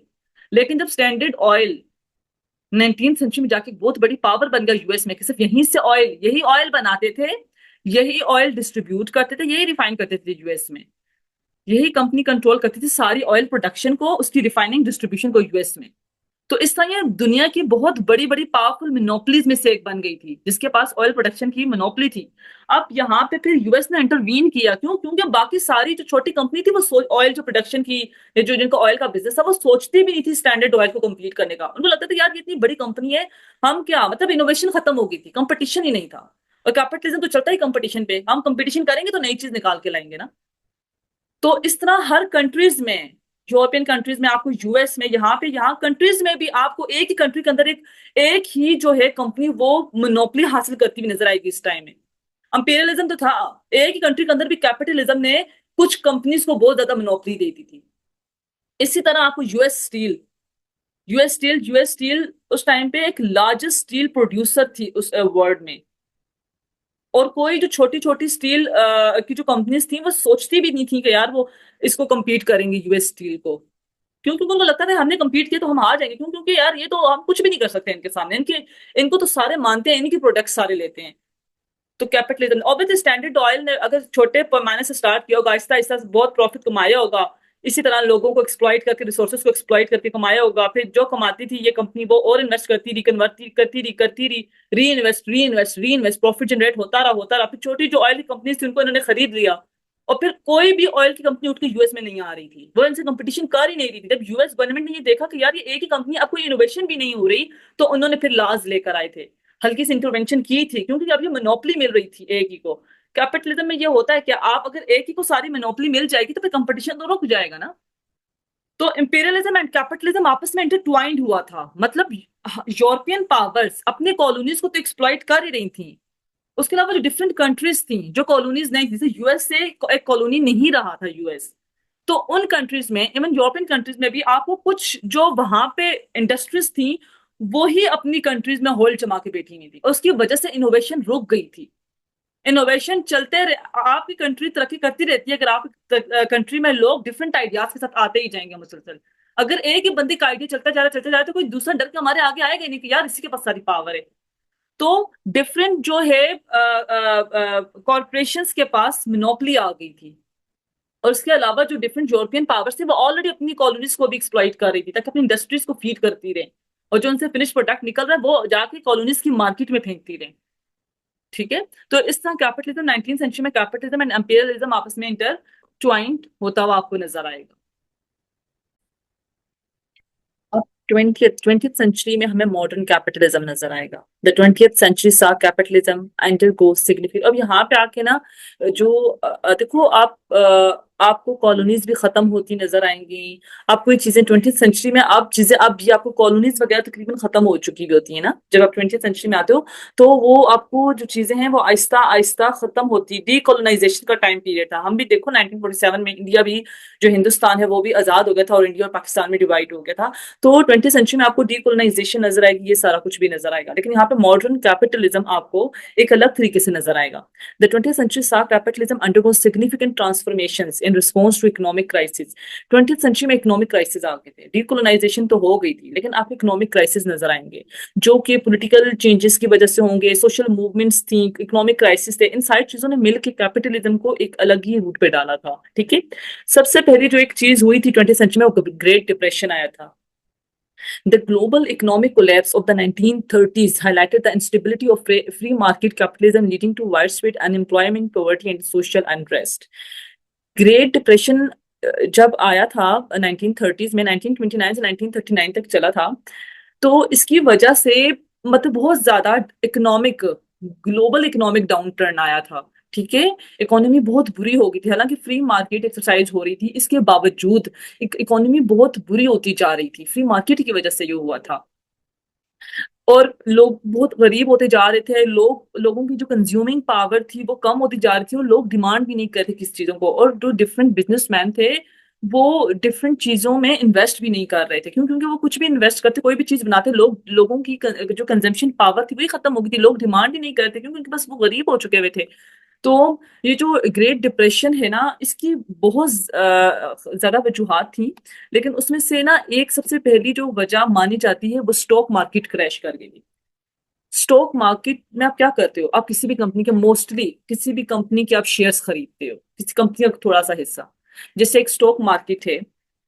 ठीक है, वहां पे डिफरेंट कंपनीज जो आके वहां पे अपने आप को लिस्ट कराएंगी और वहां पे अपने शेयर्स को बेचेंगी, और लोग जो होते हैं ना वो बाहर से, क्या इलेक्ट्रॉनिकली होता है ना मोस्टली, इनकी जो स्टॉक एक्सचेंज की जो मार्केट्स होती हैं ये फिजिकली भी होती हैं, जैसे आप हेडक्वार्टर्स बोल सकते हो, लेकिन ये ज्यादातर क्या होती है, ऑनलाइन काम करती है, ट्रेडिंग करती हैं। डिफरेंट कंपनीज अपने अपने नाम दे देती हैं, आपको आम जाने समझाने की कोशिश कर रही हूँ। अब उनके शेयर्स बिक रहे होते हैं कंपनीज के। ठीक है, अब वो कंपनीज के शेयर डिफरेंट इन्वेस्टर्स खरीदते हैं, इससे कहते हैं स्टॉक मार्केट। ठीक है ना, स्टॉक्स खरीदना, किसी भी कंपनी के आप शेयर्स को खरीदते हो। आप जब शेयर्स खरीदते हो, आप क्यों खरीदते हो, बाद में जब शेयर्स की आज कंपनी बहुत अच्छा काम करेगी तो जाहिर है कंपनी की वर्थ बढ़ेगी, कंपनी की वर्थ बढ़ेगी, उनके जो शेयर्स हमने खरीदे होंगे उनकी प्राइसेस भी बढ़ती जाएंगी, तो हम ये शेयर्स किसी और बंदे को बेचेंगे, तो हमने आज अगर कोई शेयर आपने 2-3 लाख का एग्जाम्पल दे लिया है, और बाद में कंपनी बहुत अच्छा काम करे और वही शेयर आपने 2-3 लाख में लिया वो बाद में जाके 15-20 लाख में आपको पड़ रहा है, तो आप उसको बेच के 15-20 लाख रुपए ले लोगे। लोग इसलिए कंपनीज के शेयर्स खरीदते हैं, स्टॉक मार्केट में इसीलिए इन्वेस्ट करते हैं। तो सबसे जो ये फ्री मार्केट हुई ना, यहाँ पे गवर्नमेंट इंटरवीन नहीं कर रही थी ग्रेट डिप्रेशन से पहले। स्टॉक मार्केट जो 1929 के अक्टूबर में क्रैश हुई थी ना, इसको सबसे पहली रीजन माना जाता है ग्रेट डिप्रेशन की, क्योंकि इसकी वजह से बहुत ज्यादा गुर्बत आई थी। वॉल स्ट्रीट करके एक न्यूयॉर्क में एक स्ट्रीट है जिसको वॉल स्ट्रीट बोलते हैं। वो स्टॉक मार्केट और ये डिफरेंट फर्म्स वगैरह का ना हब माना जाता है। उसको फाइनेंशियल हब बोलते हैं, न्यूयॉर्क में, है ना। तो वॉल स्ट्रीट में क्या हुआ था, वॉल स्ट्रीट क्रैश कर गई थी, क्योंकि वॉल स्ट्रीट में आपको बहुत सारी स्टॉक मार्केट्स नजर आएंगी जहाँ पे डिफरेंट बिजनेस आपको उनके शेयर्स बिकते हुए नजर आते थे। हब माना जाता है वहां पे। आपको नस्डाक भी मिलेगी। नस्डाक क्या है, एक स्टॉक मार्केट ही है नस्डाक, स्टॉक एक्सचेंज की। आपको New York stock exchange wall street में है, घर है न्यूयॉर्क स्टॉक एक्सचेंज का, वॉल स्ट्रीट। नस्डाक वहां पे नजर आएगी। बहुत सारी स्टॉक एक्सचेंज कंपनीज होती है जो वॉल स्ट्रीट में थी। वॉल स्ट्रीट क्रैश में चली गई थी, वो क्रैश कर दी थी अक्टूबर 1929 को। अब क्या हुआ था, डिफरेंट बिजनेस ने आके, डिफरेंट जो बिजनेसेस थे, उन्होंने आके अपनी कंपनी के शेयर भेजे कि मेरी कंपनी इतने परसेंट। हम लोग क्या होता है, आपने कभी मूवीज में देखा होगा कि कंपनी होती है, कंपनी का इतना परसेंट किसी एक बंदे के पास होता है, इतना परसेंट किसी दूसरे के पास होता है, इतना परसेंट किसी तीसरे के पास होता है। ये कंपनीज किस तरीके से अपने शेयर्स बेचती हैं?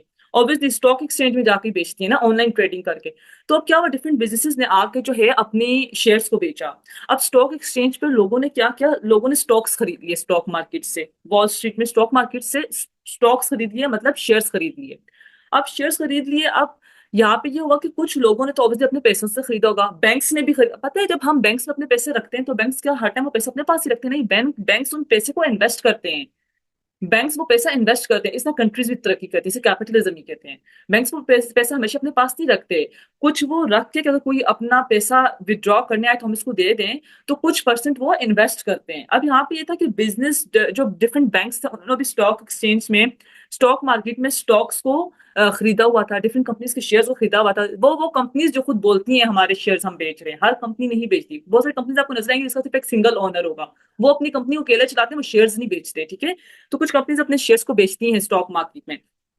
तो अब डिफरेंट बिजनेसेस ने बेचा अपने शेयर्स को। अब वो बैंक्स ने भी लिए, लोगों ने जो और बिजनेसमैन थे उन्होंने भी डिफरेंट बिजनेसेस के शेयर्स को खरीदा, जो स्मॉल बिजनेस कर रहे थे या जो भी है, उन्होंने शेयर्स को खरीदा। और कुछ लोगों ने किस तरीके से खरीदा, बैंक से लोन लेके खरीदा, जिसको हम कहते हैं stock on margin. Stocks on margin का मतलब क्या होता है कि बैंक से बोरो कर, मतलब आप बोरो कर, किसी से भी आप बोरो करके करो मनी, लोन लो, लोन लेकर आप क्या करो, आप स्टॉक्स को खरीदो, मतलब कि शेयर्स को खरीदो। इसे कहते हैं स्टॉक्स ऑन मार्जिन। क्या आप मार्जिन रख के लेते हो कि अभी तो मैं ये 200-300 का ये खरीद रहा हूँ, तो इसके ऊपर जब प्रॉफिट, इसकी प्राइस बढ़ती जाएगी, शेयर्स की प्राइस बढ़ती जाती है ना। शेयर्स की प्राइस किस तरह बढ़ती है, अगर कंपनी, जिस कंपनी का अपने शेयर्स लिए, अगर वो अच्छा काम कर रही है, ठीक है, तो उसकी क्या होगी, उसके प्राइसेस बढ़ते जाएंगे, उसके शेयर्स के प्राइसेस बढ़े, क्योंकि ऑब्वियसली अगर कंपनी तरक्की कर रही है तो कंपनी की वर्थ बढ़ती जाएगी ना। वर्थ का मतलब ये है कि उसकी मालियत बढ़ती जाएगी, वो ज्यादा कमाएगी तो ज्यादा शेयर्स होंगे ना।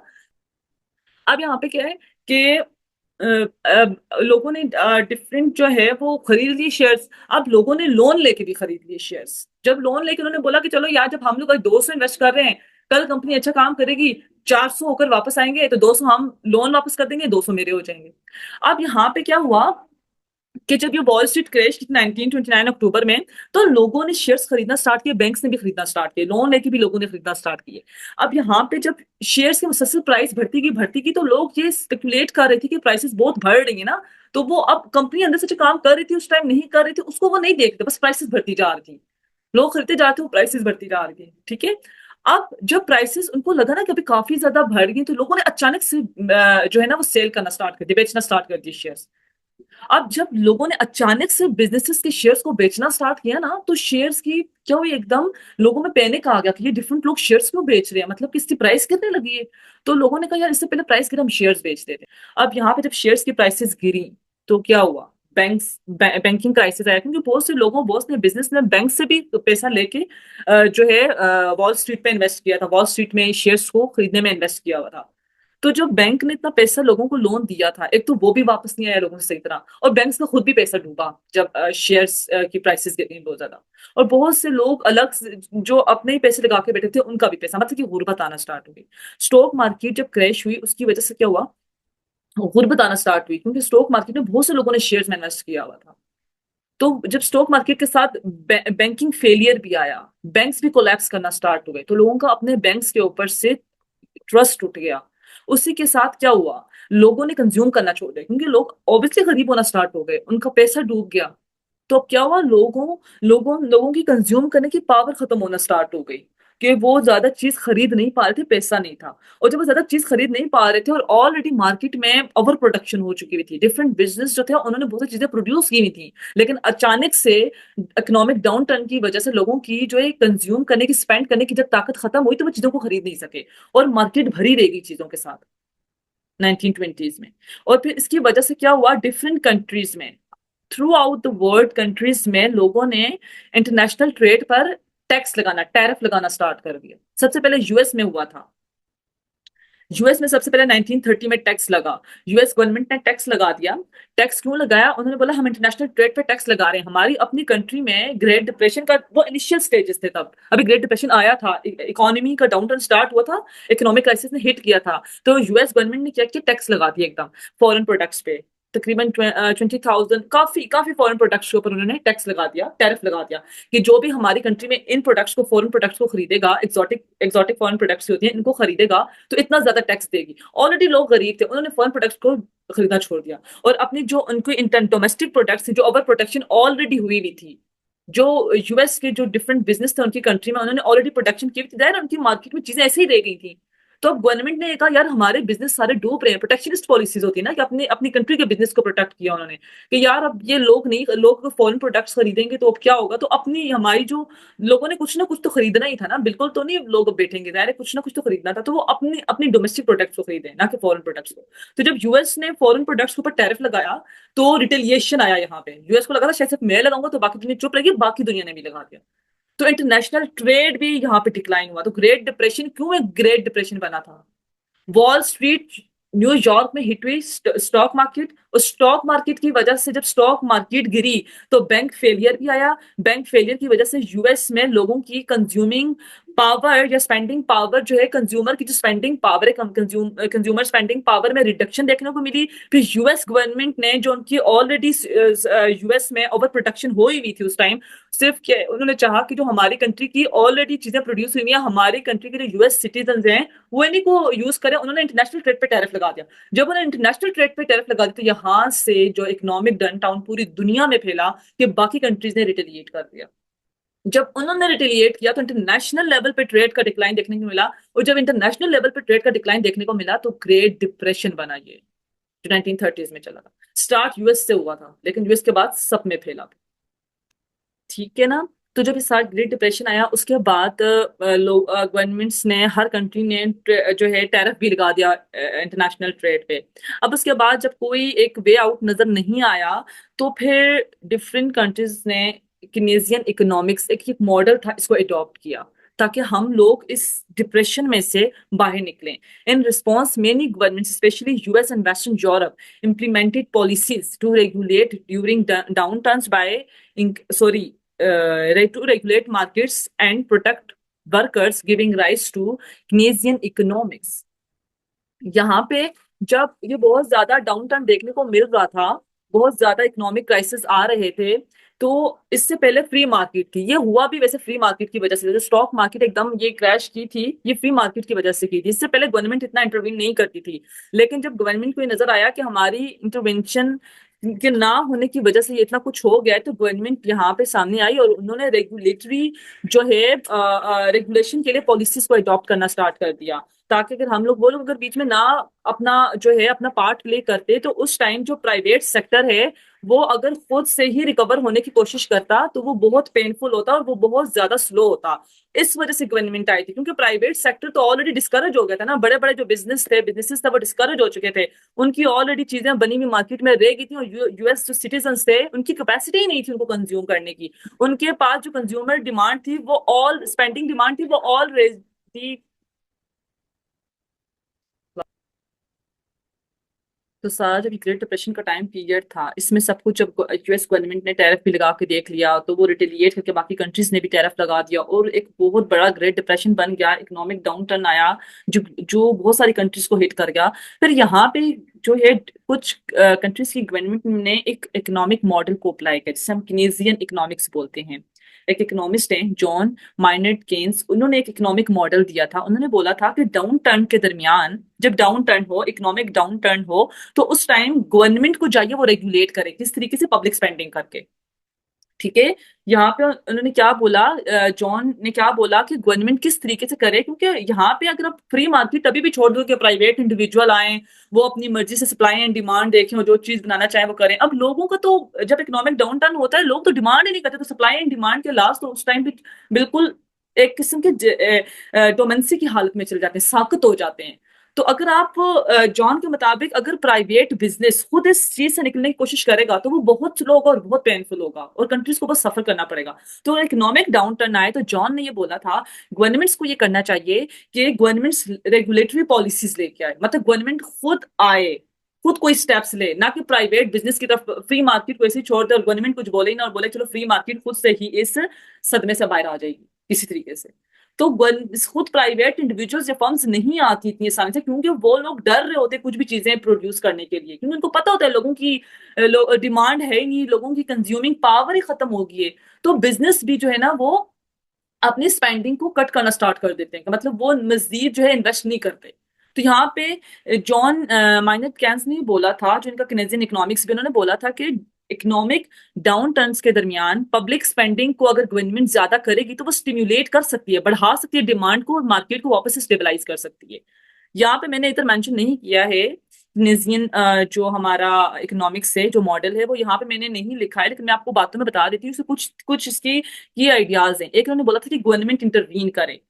केन्स ये समझता था कि जब भी डाउन टर्न होता है तो जो प्राइवेट बिजनेस और जो कंज्यूमर्स होते हैं, जो आम सिटीजन होते हैं, वो क्या करते हैं, they tend to cut spending, मतलब कि वो अपनी जो स्पेंड करने की ताकत होती है, पैसा लगाने की, उससे हाथ पीछे कर देते हैं, जिसकी वजह से क्या होता है, अनएम्प्लॉयमेंट बढ़ती है और कंट्री डीपर रिसेशन की तरफ जाता है कि ज्यादा डाउन टर्न देखने को मिलता है।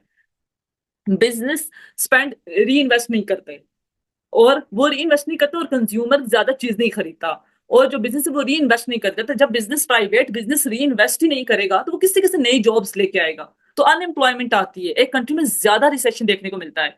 तो यहाँ पे केन्स ने ये बोला था कि गवर्नमेंट को क्या करना चाहिए, he argued that the government should step in and spend money to stimulate the economy.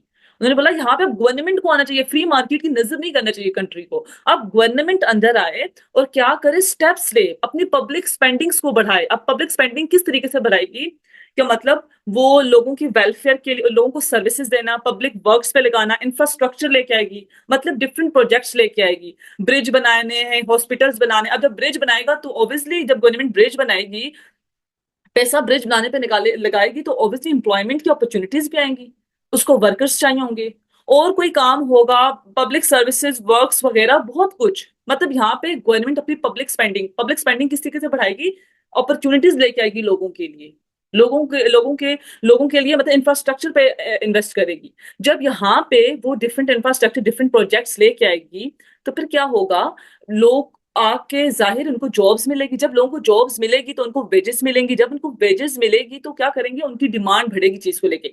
जब लोगों की डिमांड चीज को लेके बढ़ेगी मतलब अब उनकी स्पेंडिंग पावर थोड़ी ज्यादा होगी लोगों की। अब लोग कुछ कमा रहे होंगे ना, हुकूमत उनको वेजेस देगी, लोग कुछ कमा रहे होंगे। अब जब लोग कुछ कमाएंगे तो वो जाके बाहर जो बड़े बड़े बिजनेस होंगे, कोई साबुन बना रहा है, कोई ब्रेड बना रहा है, उनसे जाके चीजें खरीद खरीद के लाएंगे, उनके पास अब तनख्वाह है ना, सैलरी है, खरीद के लाएंगे। अब यहाँ से जो और बिजनेस थे ना, डिफरेंट बिजनेसेस, वो इनकरेज होंगे, प्राइवेट फर्म्स यहाँ पे इनकरेज होंगी, प्राइवेट फर्म्स इनकरेज होंगी, तो अब वो चीजों को प्रोड्यूस करना स्टार्ट करेंगी, री इन्वेस्ट करेंगी। अब जब यहाँ पे प्राइवेट बिजनेस री इन्वेस्ट करेगा तो वो अब दोबारा से एम्प्लॉयमेंट की अपॉर्चुनिटीज देगा, अब वो नई नई फैक्ट्रीज लगाएंगे और जॉब्स की अपॉर्चुनिटीज आएंगी, हर दिन एक नई जॉब की अपॉर्चुनिटी। अब यहाँ पे लोग उन जॉब्स की अपॉर्चुनिटीज को अवेल करेंगे। अब देखो यहाँ पे मार्केट स्टेबलाइज हो गई। अब गवर्नमेंट यहाँ पे कैनेडियन मॉडल कहते हैं, यहाँ पे अब गवर्नमेंट पीछे हट जाए बेशक, वापस अब फ्री मार्केट चलने दे। जब इकोनॉमिक डाउनटर्न आता है तो जो फ्री मार्केट है वो खुद से एकदम स्टेबलाइज नहीं होती है, प्राइवेट बिजनेस उसको इतनी इजीली स्टेबलाइज नहीं कर सकते, क्योंकि प्राइवेट बिजनेस भी डरते हैं स्पेंड करने से। अब यहाँ पे गवर्नमेंट आए और गवर्नमेंट ऑन प्रोजेक्ट्स निकाले, अब जरूरी है क्योंकि वरना कंट्री डूब जाएगा। तो उन्होंने कहा था गवर्नमेंट इंटरवेंशन होनी चाहिए, पब्लिक स्पेंडिंग करे गवर्नमेंट, मतलब डिफरेंट इंफ्रास्ट्रक्चर्स पे लगाए, पब्लिक वर्क्स पे पैसा लगाए, सर्विसेज पे लगाए। इससे क्या होगा, government can create jobs, boost demand for goods and encourage businesses to reinvest again। यहाँ पे अगर वो डिफरेंट जॉब्स लेके आएगी तो लोगों के लिए जॉब्स होंगी, उनकी डिमांड चीजों को लेकर बढ़ेगी और फिर बिजनेस भी इनकरेज होगा कि लोगों की डिमांड्स बढ़ रही हैं। यूं क्या होगा, डिमांड बढ़ने की बात क्या होगा, लोग खरीदेंगे ना, तो तब बिजनेस जो है डिफरेंट कुछ चीजों को बनाते जाएंगे। यहाँ पे जो है आहिस्ता आहिस्ता क्या होगा, जो कंट्री में एक इकोनॉमिक डाउन टर्न था वो खत्म होने लग जाएगा और मार्केट स्टेबलाइज हो जाएगी। इसकी एग्जांपल ग्रेट डिप्रेशन खुद है। ग्रेट डिप्रेशन के दरमियान यूएस में गवर्नमेंट ने, फ्रैंकलिन डी रोजवेल्ट ने एक एक जो है एक पॉलिसी लाई थी जो एक केनेजियन आइडिया से इंस्पायर होकर लाई थी, जिनको वो न्यू डील बोला था। न्यू डील में इन्होंने क्या किया था, गवर्नमेंट ने खुद स्टेप इन किया था और गवर्नमेंट ने डिफरेंट प्रोजेक्ट्स निकाले थे। जैसे इनमें एक था कि work progress administration, WPA project था, एक था सिविलियन कंजर्वेशन कॉर्प्स, CCC करके। इस तरह डिफरेंट प्रोजेक्ट्स निकाले थे और इन प्रोजेक्ट्स में इनको लेबर मतलब लोग भी चाहिए थे, वर्कर्स भी चाहिए थे। इस तरह इन्होंने अपनी सिटीजन्स को, यूएस सिटीजन्स को क्या कहा था, जो अपने लोग थे उनको कहा था कि आए आपके लिए जॉब्स निकाली हमने। फिर लोग आए, इन्होंने लोगों को हायर किया, मिलियंस ऑफ वर्कर्स को, अनएम्प्लॉयड वर्कर्स को यूएस गवर्नमेंट ने इस डील के चलते हायर किया था। और इस इनके अंदर उन्होंने डिफरेंट प्रोजेक्ट्स बनाए थे, स्कूल्स, रोड्स बने थे, पार्क्स बने थे और पब्लिक इंफ्रास्ट्रक्चर बना था। इससे क्या हुआ था, this injection of government spending help reduce unemployment, stimulate demand and ultimately contributing to economic recovery. Economic recovery हो गई फिर। ठीक है, तो ये होता है केनेजियन मॉडल। केनेजियन मॉडल कहते हैं जब इकोनॉमिक डाउनटर्न हो तो फ्री मार्केट के या प्राइवेट फर्म्स के या प्राइवेट इंडिविजुअल्स के सहारे नहीं बैठना चाहिए, फिर गवर्नमेंट अंदर आए, अपनी पब्लिक स्पेंडिंग को ज्यादा कर दे, मतलब डिफरेंट प्रोजेक्ट्स निकाले, जॉब्स क्रिएट करे। क्योंकि फ्री मार्केट में फिर अगर आप छोड़ोगे तो प्राइवेट इंडिविजुअल्स जो ये कहते हैं हमने प्रॉफिट ही कमाना, वो तो कभी भी नहीं आगे आएगा। फिर गवर्नमेंट खुद, गवर्नमेंट को अपनी कंट्री बचानी है। तो ये केनेजियन मॉडल था। ठीक है, तो ग्रेट डिप्रेशन आया, वहां पे एक हमें केनेजियन इकोनॉमिक्स देखने को मिला जिसने कहा कि कैपिटलिज्म भी तुम लोग वापस से रिवाइंड कर सकते हो, लेकिन अगर कैपिटलिज्म की वजह से ही, फ्री मार्केट की वजह से अगर आपको डाउन टर्न देखने को मिला या कोई भी डाउन टर्न किसी भी वजह से आपकी कंट्री में आ रहा है, तो फिर आप फ्री मार्केट या प्राइवेटाइजेशन या प्राइवेट इंडिविजुअल्स के सहारे नहीं बैठो, फिर गवर्नमेंट स्टेप इन करे। तो यहाँ पे देखो उन्होंने थोड़ा सा गवर्नमेंट इंटरवेंशन की बात कर दी थी जॉन माइनेट के कैंस ने, कि यहाँ पे थोड़ा बहुत करे, बेशक फिर जब आपकी इकोनॉमी स्टेबलाइज हो जाए आप वापस से फ्री मार्केट की तरफ जाओ।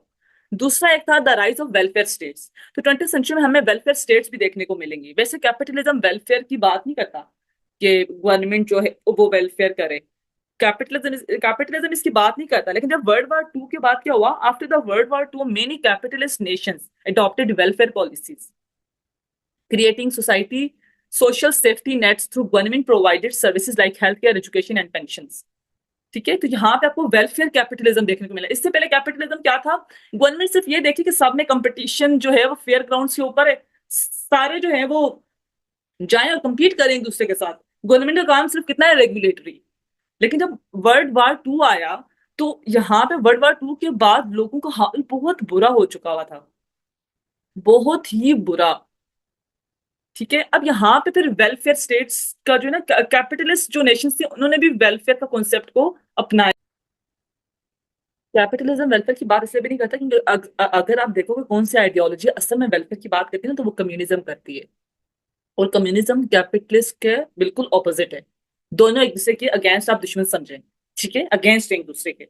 इसको काउंटर करने के लिए कम्युनिज्म आया था। तो कम्युनिज्म में वेलफेयर स्टेट का वेलफेयर पॉलिसीज हैं, कैपिटलिज्म में तो नहीं है। कैपिटलिज्म तो वैसे आमतौर हम जो इसकी प्योरेस्ट फॉर्म देखे ना, वो बस गरीब शरीब नहीं, वो इस चीज को बात नहीं करता। वो इस चीज की बात करता है जिसके पास जितना पैसा लगाओ, इन्वेस्ट करो, प्रॉफिट कमाओ, री इन्वेस्ट करो। गवर्नमेंट का काम सिर्फ इतना है कि वो रेगुलेट करे, बस। लेकिन जब वर्ल्ड वॉर 2 के बाद आप इसका मतलब कि फ्री मार्केट और प्राइवेट इंडिविजुअल्स के ऊपर सब कुछ नहीं छोड़ सकते थे। क्यों? क्योंकि बहुत सारे लोग बिलो द पॉवर्टी लाइन रह रहे थे, क्योंकि बहुत ज्यादा जो हमारी ग्लोबल इकोनॉमी है ना, उसको बहुत ज्यादा इम्पैक्ट हुई थी वर्ल्ड वॉर 2 की वजह से। फिर यहाँ पे बहुत सारे जो वेलफेयर पॉलिसीज के मानने वाले थे, उन्होंने बोला था चाहे कैपिटलिज्म है आपकी कंट्री में, लेकिन आप अब लोगों को पेंशन दें, उनको एजुकेशन के लिए कुछ सर्विसेज दें, हेल्थ केयर सर्विस दें उनको, चाहे आप कैपिटलिज्म भी करें। मतलब कि गवर्नमेंट ओन भी कुछ होना चाहिए, कि गवर्नमेंट कुछ चीजें दे लोगों को, वेलफेयर करे लोगों को। This blend of capitalism and government regulation and social welfare is often referred to as welfare capitalism, most notably practiced in Western Europe, ठीक है, एंड स्कैंडिनेविया। स्कैंडिनेवियन कंट्रीज में, वेस्टर्न यूरोप में आपको ये देखने को मिलता है अभी, जैसे डेनमार्क वगैरह में। ठीक है, इसको अब हम वेलफेयर कैपिटलिज्म कहते हैं। ऐसे स्टेट्स में कम्युनिज्म का भी रंग थोड़ा बहुत देखने को मिलता है, मतलब कि वेलफेयर भी देती है स्टेट, आपकी गवर्नमेंट, लेकिन प्राइवेट फर्म्स भी आपको बहुत नजर आएंगे, मतलब प्राइवेट इंडिविजुअल भी कंपटीशन कर रहा होगा, फ्री फ्री मार्केट भी होगी, लेकिन कुछ इस तरह के सेक्टर्स होंगे जो जिन पे गवर्नमेंट जो है गरीब लोगों को सर्विसेज दे रही होगी। अब इसे कहते हैं वेलफेयर कैपिटलिज्म, मतलब कैपिटलिज्म भी है और वेलफेयर भी है। और वेलफेयर देगा कौन? ऑब्वियसली प्राइवेट इंडिविजुअल्स तो आपको नहीं देते ना, प्राइवेट फर्म्स देती हैं। प्राइवेट फर्म्स आपको वेलफेयर क्यों देंगी? वो तो ज्यादा से ज्यादा, वो तो उल्टा वर्कर्स को गंदी कंडीशन में रखा होता है। वेलफेयर आपको फिर गवर्नमेंट देती है ना, तो मतलब कि गवर्नमेंट अब सिर्फ ये नहीं देख रही कि आप फेयर ग्राउंड पे कंप्लीट कर रहे हो, बल्कि गवर्नमेंट लोगों को कुछ प्रोवाइड कर रही है उल्टा, तो मतलब कि आप वेलफेयर दे रही है। तो मतलब वेलफेयर कैपिटलिज्म आपको वर्ल्ड वॉर 2 के बाद देखने को मिला, मतलब थोड़ी बहुत गवर्नमेंट इंटरवेंशन होगी। देन न्यू लिबरलिज्म आया लेट 20th सेंचुरी में। In the 1970s and 1980s, economic policies shifted back towards market-driven capitalism under leaders say like Ronald Reagan, US in the US. In the US में ये जो Ronald Reagan, 40th president of US, and Margaret Thatcher in the UK, former prime minister of UK, ठीक है। तो इन्होंने क्या बोला? इन्होंने बोला कि यार हमें न्यू लिबरलिज्म की पॉलिसीज, हमें न्यू लिबरलिज्म को अपनाना चाहिए, जो कि वेलफेयर पे कहता है भाई कम कर दें। आपको वर्ल्ड वॉर 2 के बाद तो वेलफेयर कैपिटलिज्म नजर आएगा कि यूएस और डिफरेंट जो वेस्टर्न यूरोप और बहुत सारी कंट्रीज ने वेलफेयर पॉलिसीज को अपनाया, क्योंकि लोगों का हाल बहुत बुरा था। सिर्फ प्राइवेट फर्म्स की तरफ नहीं रह सकते थे, क्योंकि आप प्राइवेट स्कूल देखो ना, प्राइवेट स्कूल की कितनी फीसेज होती हैं। आप प्राइवेट हॉस्पिटल में जाओ, आप लोग हेल्थ केयर को अफोर्ड नहीं कर सकते, आप एजुकेशन अफोर्ड नहीं कर सकते। तो वो कंट्रीज ने बोला यार इसना तो हमारे यहाँ पे जो लोग जो है वो बीमारियों से मर जाएंगे और एजुकेशन ना होने के बराबर होगी। तो इस वजह से वेलफेयर जो है स्टेट्स निकाली थी, लेकिन कैपिटलिज्म भी था। लेकिन लेट 20th सेंचुरी में जाके जैसे कि यूएस प्रेसिडेंट रोनाल्ड रेगन और मार्गरेट जो यूके प्राइम मिनिस्टर, उन्होंने क्या बोला? उन्होंने बोला कि यार हमें न्यू लिबरलिज्म को अपनाना चाहिए, हमें वेलफेयर के ऊपर इतना खर्च नहीं करना चाहिए। इन्होंने क्या कहा था? इन्होंने फ्री मार्केट हो, वापस से प्राइवेटाइजेशन करें पब्लिक इंडस्ट्रीज की, डी रेगुलेशन, मतलब के जो गवर्नमेंट रेगुलेट करे। यहाँ पे जैसे यहाँ पे केनेडियन मॉडल ने भी कहा था कि डाउन टाउन के दरमियान गवर्नमेंट रेगुलेट करे, यहाँ पे भी गवर्नमेंट देखो रेगुलेट कर रही है ना वेलफेयर देकर। तो गवर्नमेंट की, इन्होंने कहा था गवर्नमेंट की डी रेगुलेशन होनी चाहिए and reduce government spending on welfare programmes. ये होता है न्यू लिबरलिज्म। अब यहाँ पे आपको बड़ी अच्छी बात कहूंगी, सैप्स न्यू लिबरल पॉलिसीज पे चलता है, मैं आपको भी बताती हूँ, ठीक है। तो इस तरह जो कि prime minister and US president, ये इस तरह के कुछ लोग थे, लीडर्स थे, जिन्होंने बोला था कि न्यू लिबरलिज्म को हम अपनाते हैं, वेलफेयर शेल्फेयर हम नहीं दे रहे। वैसे वेलफेयर देने का कॉन्सेप्ट कम्युनिज्म में, कम्युनिज्म कहता है कि जितने लोग कमा रहे हैं वो स्टेट के पास है, और स्टेट सब में इक्वली डिस्ट्रीब्यूट करता है, कोई भी भूखा ना मरे और गरीब ना मरे, वो इस तरीके से कहते हैं ना। तो न्यू लिबरलिज्म जब लेट 20th सेंचुरी में आया, तो बड़े बड़े जैसे आईएमएफ में आपको न्यू लिबरल पॉलिसीज आज नजर आती हैं। This period also saw the rise of globalisation, expansion of multinational corporations, MNCs बन गई। लेट 20th सेंचुरी में बड़ी बड़ी एमएनसीज आ गई, जैसे अब आप आईफोन देखते हो, बड़ी बड़ी एमएनसीज आ गई, ग्लोबलाइजेशन बड़े पैमाने पे बढ़ने लगी। अब यहाँ पे सैप्स के साथ बार बार कहा जाता है कि वो न्यू लिबरल पॉलिसीज के ऊपर है। क्यों? जब हमने आईएमएफ से कर्जा लिया था, आईएमएफ ने क्या कहा था? बिल पे टैक्स बढ़ा दो, पेट्रोल की प्राइसेस बढ़ा दो। गरीब का सोचा? मतलब के वेलफेयर का नहीं सोचा। यही है ना, वेलफेयर का इतना नहीं सोचते ये लोग। मतलब ये कहते हैं कि हम, हमें ये भी कहा जाता है, हम क्यों प्राइवेटाइजेशन की बार बार बात, क्योंकि हमें कहा जाता है कि प्राइवेटाइजेशन की तरफ जाएं, प्राइवेटाइजेशन की तरफ जाएं, क्योंकि हमने लोन देना है आईएमएफ का वापस, प्राइवेटाइजेशन की तरफ जाएं, गवर्नमेंट टैक्स लगा दे, वेलफेयर के ऊपर से अपना हाथ। जब सब्सिडीज देती है, आपको पता है हमारा टैक्स, हमारा बिल पहले कम क्यों आता था? क्योंकि सब्सिडाइज था हमारा बिल, गवर्नमेंट के खाते में से जाता था कुछ और कुछ हम देते थे। लेकिन जब आईएमएफ नाम में सैप्स, सैप्स क्या होता है? कंडीशंस होती है, कंडीशंस का एक पर्चा होता है जो वो जिस कंट्री को लोन देती है उसको वो पकड़ा देती है, वो न्यू लिबरल पॉलिसीज पे है। तो मतलब आप वेलफेयर नहीं दोगे, वो गरीब का नहीं सोचता। आईएमएफ, आईएमएफ में सैप्स गरीब का नहीं सोचता, बस वो सोचता है कि किस तरीके से मेरा लोन मुझे वापस मिलेगा, बस। तो वो न्यू लिबरल पॉलिसीज पे होता है सैप्स, और ये कैपिटलिज्म ही है। कैपिटलिज्म की जड़ में ही लिबरलिज्म है। और न्यू लिबरलिज्म क्या कहता है कि वेलफेयर के ऊपर स्पेंड ना करे गवर्नमेंट, स्पेंडिंग रिड्यूस कर दो, गवर्नमेंट बिल्कुल कम कर दे। डे रेगुलेशन हो, कैसे हो? कि कंपनीज को प्राइवेटाइज कर दो। हमारे यहाँ आए दिन सुनते हो इसको प्राइवेटाइज करने की बात चल रही है, उसको प्राइवेटाइज करने की बात चल रही है। ये क्यों? क्योंकि हम आईएमएफ एक बहुत बड़ा इंस्टीट्यूशन है, यूएस यूके, यही तो इन चीजों को, बड़े बड़े इंस्टीट्यूशन को ऑन कर रहे हैं। तो उन्हीं की पॉलिसीज मानी जाएंगी ना, जो वो कहना चाह रहे हैं वही तो माना जाएगा। तो न्यू लिबरल पॉलिसीज के ऊपर चलता है आईएमएफ का सर। और वो क्या कहते हैं? वो कहते हैं वेलफेयर प्रोग्राम्स खत्म करें, तब भी तो हमारी ये जो आप बाहर देख रहे हो ना, अचानक से इन्फ्लेशन इतना ज्यादा हो गया क्यों? क्योंकि यहाँ पे हम हमारे इतनी वेजेस नहीं है जितने हमारे बिल आ रहे हैं। क्यों? क्योंकि सैप्स न्यू लिबरल पॉलिसीज पे चलता है। वो बोलता है कि भाई आप सब्सिडाइज ना करें, गवर्नमेंट बोलते हैं आप अपने खाते से नहीं देंगे, लोग खुद दे सारे। तो मतलब फिर जो हमारी तरफ से आधा गवर्नमेंट भी दे रही थी, अब टैक्स बढ़ गया, अब हमें ज्यादा बिल देना पड़ रहा है। उल्टा वो लोग कहते हैं और टैक्सेस लगाएं, कोई आप वैसे ही कोई वेलफेयर नहीं दे रहे, ऊपर से टैक्सेस भी लगाते जाएं। ठीक है। तो इसलिए हम कहते हैं कि सैप्स जो होता है वो न्यू लिबरल पॉलिसीज पे जाता है। तो न्यू लिबरलिज्म कैपिटलिज्म ही को कहते हैं। और ये थोड़ा सख्त टाइप का होता है। वेलफेयर कैपिटलिज्म इतना सख्त नहीं होता, वहां पे गवर्नमेंट को रेगुलेट करने की इजाजत होती है एंड देन कैपिटलिज्म भी चलता है। लेकिन यहाँ पे जो लेट 20th सेंचुरी में जाके यूएस यूके इनके लीडर्स ने यार एडवोकेसी दिखाया न्यू लिबरलिज्म के लिए कि आप क्यों वेलफेयर दे रहे हैं? जो कंट्रीज दे रहे थे वेलफेयर, आप क्यों दे रहे हैं? आप सही तरीके से प्योरली कैपिटलिज्म को एक्सरसाइज करें, वेलफेयर प्रोग्राम्स खत्म करें। अच्छा, ये फाइनेंशियलाइजेशन ऑफ कैपिटलिज्म को मैंने थोड़ा सा एडिट किया है। मैंने 2 लाइंस लिखी हुई थी, लेकिन मैंने कहा शायद आपको समझ ना आए, तो इस वजह से मैंने थोड़ा सा उसको सेट करके लिखा है। अच्छा, लेट 20th सेंचुरी में ये चीज हुई थी कि लोग फाइनेंस की तरफ, फाइनेंस के जरिए लोगों ने पैसा कमाना स्टार्ट कर दिया। फाइनेंशियल एसेट्स कौन से होते हैं? फाइनेंशियल एसेट्स होते हैं हमारे बॉन्ड्स, शेयर्स, इसे हम कहते हैं फाइनेंशियल एसेट्स। जब बॉन्ड्स खरीद ले ना हम, ये ऑनलाइन ट्रेडिंग करते हैं, बॉन्ड्स खरीदते हैं, शेयर्स खरीदते हैं। वैसे ट्रेडिशनली क्या होता है कि कोई भी कंपनी कोई चीज प्रोड्यूस करती है और उसको बेचती है, जैसे कार्स, इलेक्ट्रॉनिक्स वगैरह। लेकिन लेट 20th सेंचुरी में ना ज्यादा टेंशन दे दी गई कि हम पैसा किस तरीके से कमाएंगे, फाइनेंस के जरिए। लोगों ने क्या करना स्टार्ट कर दिया, ज्यादा से ज्यादा इन्वेस्ट करना स्टार्ट कर दिया स्टॉक्स पे, बॉन्ड्स वगैरह पे एंड फाइनेंशियल प्रोडक्ट्स पे, जिसमें आप, ये होता है फॉरेक्स, मतलब कि करेंसी को जो आप एक्सचेंज करते हो, जिस करेंसी की डिमांड ज्यादा होती है, सप्लाई डिमांड होता है ना। अभी डॉलर आप देख लो, तो आप अपना पैसा देके डॉलर, आपके पास डॉलर्स के रिजर्व्स कम हो गए, आप अपना पैसा देके डॉलर खरीदो ना। इससे समझा रही हूँ उसे, मतलब करेंसी को एक्सचेंज करना, शेयर्स खरीदना, स्टॉक्स खरीदना, मतलब कि फाइनेंशियल एसेट्स के जरिए लोगों ने ज्यादा कमाना स्टार्ट कर दिया, ना कि फिजिकल गुड्स बना बना के। इन इन्वेस्टमेंट से क्या हुआ, लोग, कंपनीज जो हैं वो पैसा कमाने लगी। जैसे आप कोई कोई स्टॉक खरीदते हो, मतलब कोई शेयर आपने खरीदा है, शेयर आपने $10 का खरीदा है, किसी भी कोई भी बंदा है, वो कोई बिजनेस, मतलब वो इसी तरह उसने बहुत पैसा बना लिया। एक बंदा है, वो उसने एक दफा स्टार्ट किया, $10 का शेयर खरीदा, उसकी प्राइस बढ़ी, वो बंदा $15 की उसने बेच दिया, तो उसका $10 भी वापस आ गया, $5 भी आ गया। फिर उसने $15 का खरीदा, उसकी $25 हुई, उसकी प्राइस शेयर की बढ़ी, $25 हुई, तो उसका जो है $15 भी वापस आया और मजीद ऊपर भी रिटर्न हो गया। ऐसे करते करते करते उसने पैसा कमाया। अब यहाँ पर कोई कार गाड़ी नहीं बनाई, लेकिन फाइनेंशियल एसेट्स के जरिए। फाइनेंशियल मार्केट कौन सी होती है? जैसे वॉल स्ट्रीट को मैंने कहा था ना कि वो बहुत बड़ा फाइनेंशियल हब है, फाइनेंशियल मार्केट है बहुत बड़ी, जहां पे स्टॉक एक्सचेंज की बड़ी बड़ी मार्केट्स हैं, बॉन्ड्स खरीदे जाते हैं, शेयर्स खरीदे जाते हैं। तो ये जो सारी जगहों पे जो फाइनेंस की ट्रांजेक्शन होती है, ये फाइनेंशियल मार्केट्स कहलाती है। और यहाँ पे हम फाइनेंशियल ट्रांजेक्शन्स करते हैं, शेयर्स खरीदते हैं, उन्हें बेचते हैं, फाइनेंशियल ट्रांजेक्शन्स होती है। आप लोग फाइनेंस के जरिए पैसा कमाने लग गए हैं। ज्यादातर जो है ना, वो बड़ी बड़े लोग जो, तो बड़े बड़े बिजनेसमैन अपने शेयर्स खरीदते हैं, बेचते हैं, खरीदते हैं, बेचते हैं, और उन्हें काफी फायदा होता है उसपे। इसे कहते हैं financialisation of capitalism.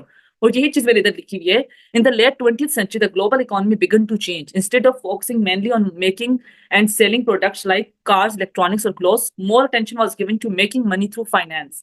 This means people and businesses started to invest heavily in things like stocks, bonds, and financial products that didn't involve producing physical goods. Physical good आप कोई वो नहीं करेगा ना। आप इन्वेस्ट करते हो, इन्वेस्ट किस तरह? आपने शेयर में इन्वेस्ट कर दिया, आपने बॉन्ड्स में इन्वेस्ट कर दिया, शेयर्स की प्राइसेस बढ़ी, आपको पैसा डबल होके आ गया, इन्वेस्ट किया, इन्वेस्टमेंट का वो हो गया। नॉर्मली आप ट्रेडिशनली क्या करते थे? आप चीजें बनाने में इन्वेस्ट करते थे। These investments become major way for people and companies to build wealth. As a result, making money through buying and selling financial assets become more important than manufacturing और creating things. This shift is what we call the financialisation of capitalism. Financial assets आप कहाँ पे, हम कहेंगे आपके पास financial assets ज्यादा, मतलब आपने शेयर्स वगैरह खरीदे हैं, आपने बॉन्ड्स खरीदे हैं, आप उनमें इन्वेस्ट करते हो। आप ये कहाँ पे, फाइनेंशियल मार्केट कहाँ होती है? जहाँ पे बड़ी स्टॉक एक्सचेंज कंपनीज होती हैं, ये बड़ी बड़ी ट्रेडिंग ऑनलाइन प्लेटफॉर्म्स होते हैं, बड़े बड़े ये मार्केट्स होती हैं, बड़ी बड़ी, जो ऑनलाइन भी होती हैं और फिजिकल हेडक्वार्टर्स भी होते हैं। तो लोग ज्यादा इस तरफ आ गए। अब आप देखो ना, स्टॉक एक्सचेंज हल्का सा भी वो हो तो कंपनी का पैसा नीचे जाता है, स्टॉक एक्सचेंज बेहतर जाए तो कंपनी की इकोनॉमी बेहतर हो जाती है। क्योंकि लेट 20th सेंचुरी में जाके कैपिटलिज्म फाइनेंस के ऊपर बैठ गया था, ना कि फिजिकल गुड्स के ऊपर। फिर 21st सेंचुरी में आपको ग्लोबल कैपिटलिज्म देखने को मिलेगा। दुनिया में कैपिटलिज्म फैल गया था। आज स्टॉक एक्सचेंज में बहुत सारी कंट्रीज इन्वेस्ट कर रही हैं। 21st सेंचुरी में, in the 21st century globalised capitalism is driven by international trade. International trade की वजह से पूरी दुनिया में कैपिटलिज्म बढ़ा है। हर कंट्री ज्यादा से ज्यादा इन्वेस्ट करता है, ज्यादा से ज्यादा ट्रेड करता है। फाइनेंस बढ़ गया, फाइनेंस वही फाइनेंशियल मार्केट, फाइनेंशियल एसेट्स में लोग ज्यादा इन्वेस्ट कर रहे हैं। फाइनेंशियल मार्केट में लोग ज्यादा इन्वेस्ट कर रहे हैं, शेयर ज्यादा खरीद रहे हैं, बोर्ड ज्यादा खरीद रहे हैं, ना कि फिजिकल प्रोडक्ट ज्यादा बना रहे हैं। एंड टेक्नोलॉजी भी बहुत ज्यादा बढ़ गई है, fostering economic growth but also raising challenges. Capitalism की वजह से फाइनेंस तो बढ़ गया है, इंटरनेशनल ट्रेड बढ़ा है, टेक्नोलॉजी बढ़ी है, लेकिन चैलेंजेस बहुत ज्यादा आए। Globalisation has boosted economies and reduced poverty but increased inequality, labour concerns, environmental exploitation. गुर्बत किसी कंट्री में कम हो सकती है, लेकिन उसी कंट्री में इनइक्वालिटी जरूर आ सकती है। हैंडफुल लोग तो पीपल जो है वो पूरी कंट्री में राज कर रहे होंगे, लेकिन वहां का जो लेबर होगा वो पिसेगा, क्योंकि कैपिटलिस्ट लेबर के बारे में, लेबर जो निचला तबका होता है उसके बारे में नहीं सोचता। और बहुत ज्यादा कैपिटलिज्म की वजह से या इंटरनेशनल ट्रेड की वजह से क्या हुआ है, इंडस्ट्रीज लगती जा रही हैं, जिसकी वजह से एनवायरनमेंट हमारा बहुत खराब हो रहा है, एनवायरनमेंट को एक्सप्लॉइट करते जा रहे हैं। फिर 2008 में जो फाइनेंशियल क्राइसिस आया था, फाइनेंशियल क्राइसिस का मतलब यहाँ पे क्या है? ऑब्वियसली ये शेयर मार्केट हमारी, stock exchange market, financial market हमारी गिरी होगी। बिजनेसेस ने या स्टॉक एक्सचेंज कंपनीज ने गलत डिसीजंस लिए होंगे। मार्केट जो फ्री छोड़ा जाए ना, गवर्नमेंट इंटरवीन ना करे, तो कोई भी बिजनेस, किसी को भी जो है ना, बिजनेस देखने में तो उसके शेयर्स लगता है, उसकी प्राइसेस हाई हो रहे हैं, अंदर से बिजनेस इतना प्रॉफिट कमा नहीं रहा होता। या तो उसकी प्राइसेस बहुत ज्यादा हाई हो तो लोग एकदम उसको बेच देते हैं, तो फिर वो जिन लोगों ने लोन पे लिया होता है, जब आप एकदम कोई चीज बेचते हो ना, बहुत सारे लोग इकट्ठे बेचना स्टार्ट करें तो उस चीज की प्राइस गिरना स्टार्ट हो जाती है। तो शेयर्स की प्राइसेस गिरी होंगी, तभी ये यहाँ पे क्या हुआ, या बॉन्ड्स में या इन सब चीजों में कोई मसले होंगे, तभी फाइनेंशियल क्राइसिस आए 2008 में। तो उनसे क्या हुआ है, बहुत ज्यादा ये कंसर्न था कि गवर्नमेंट को रेगुलेट करना चाहिए, गवर्नमेंट ने रेगुलेट नहीं किया है, तो तभी तो फाइनेंशियल क्राइसिस वापस से आए ना। जब यूएस में, न्यूयॉर्क मार्केट में, जो फाइनेंशियल बहुत बड़ी मार्केट जो हब माना जाता है, वॉल स्ट्रीट, वहां पे जब आया था तभी गवर्नमेंट की इंटरवेंशन नहीं थी, तभी वो क्राइसिस आए थे कि प्राइसेस, एक कंपनी बिजनेसेस के शेयर के प्राइसेस बढ़ रहे थे, वो लोग स्पेकुलेट सोच रहे थे वो बढ़ते जा रहे हैं, बढ़ते जा रहे थे, वो बढ़ते ही जा रहे थे। लेकिन अचानक जब एक एक पॉइंट को पहुंचे तो बहुत सारे लोगों ने अचानक से बेचना स्टार्ट किया, तो शेयर्स की प्राइस गिर गई। तो फाइनेंशियल मार्केट में चीज होती है, यहाँ पे सब चीज ना फर्ज करके चलता है, तुक्के पे चलता है, आपकी लक पे चलता है, कभी भी शेयर्स की प्राइस बढ़ सकती है, कभी भी गिर सकती है। लोग बॉन्ड्स खरीदते हैं, शेयर्स खरीदते हैं, लेकिन नुकसान में भी जाते हैं। तो इस तरह जब फाइनेंशियल क्राइसिस आता है तो कैपिटलिज्म भी हिट होता है यहाँ पे, क्योंकि लोग अब ज्यादा प्रोड्यूस नहीं करते, ज्यादा वो स्टॉक मार्केट में इन्वेस्ट करते हैं, शेयर्स खरीदना, बॉन्ड्स खरीदना, इन चीजों में इन्वेस्ट कर रहे हैं लोग ज्यादा। तो जब यहाँ पे क्राइसिस, आप आए दिन देखते हो ना न्यूज़पेपर में, स्टॉक एक्सचेंज ये हुआ, स्टॉक एक्सचेंज वो हुआ, स्टॉक मार्केट ये हुई, फाइनेंशियल मार्केट ये हुई, देखते हो ना, उसकी वजह से आज ये ऊपर गया, तो पाकिस्तान की इकोनॉमी बेहतर हुई है। अगर आपकी कंट्री में बिजनेसेस के शेयर्स की प्राइसेस ज्यादा हो रही हैं, मतलब आपकी कंट्री में बिजनेस अच्छा काम कर रहा है, तो इसका मतलब है कि आपकी कंपनी में ग्रोथ बढ़ रही है आपकी इकोनॉमी की। लेकिन अगर वो गिरती जा रही है, तो मतलब आपकी कंट्री में फाइनेंशियल क्राइसिस आए हैं, तो मतलब आपके बिजनेस डूब रहे हैं, बिजनेस डूब रहे हैं तो कंट्री डूब रही है। तो फाइनेंशियल क्राइसिस बहुत मैटर करते हैं। तो जब फाइनेंशियल क्राइसिस आए तो फिर लोगों ने बहुत कहा कि यार रेगुलेशन होनी चाहिए। Additionally, capitalism faces criticism for contributing to environmental degradation and climate change, leading to call for more sustainable practices like green capitalism। और green capitalism मैं आपको बताऊंगी, कैपिटलिज्म के ऊपर ये क्रिटिसिज्म है कि इसकी वजह से क्या हो रहा है, इसकी वजह से हमारा एनवायरमेंट बहुत खराब हो रहा है। इंडस्ट्रीज बन रही हैं, वो लोग तो भाई नहीं देखते ना कि किस तरीके से हमारी, वो तो बस लोग अपना ही कमा रहे होते हैं, उनका लेना देना नहीं होता है ज्यादा एनवायरमेंट के साथ। बड़ी बड़ी कंपनी जो डेवलप कंट्रीज हैं ना, तो देखे ना कितना ज्यादा हमारा एटमोस्फेयर जो पोल्यूट होता जा रहा है, तो उसको अब काउंटर करने के लिए ग्रीन कैपिटलिज्म के नाम से एक टाइप आएगी। चलो अच्छा, ये जो मैंने एंड पे टेबल डाला है, ये मैंने इसलिए डाला है कि जब आप अपने नोट्स में देखोगे तो यहाँ पे आप एक क्विक रिव्यू आपको जो है वो मिल जाएगा। मैंने कुछ कुछ कीवर्ड्स डाल दी हैं, अगर आप चाहो तो अपने तरीके से भी इस टेबल को वापस से जो है सेट कर सकते हो। तो लेकिन मैंने जो जो की फीचर्स थे वो मैंने डाल दिए, तो आप इस तरीके से भी इसको लिख सकते हो। लेकिन आप एंड पे टेबल जरूर डाला करो, क्योंकि आप उसको जल्दी से क्विकली आप उसको रिव्यू कर सको। जो आप लोगों को कोई भी चीज या कोई भी कहीं से भी आपको समझना है, तो प्लीज आप लोगों ने मुझसे जरूर कमेंट करके पूछना है। Thank you. अल्लाह।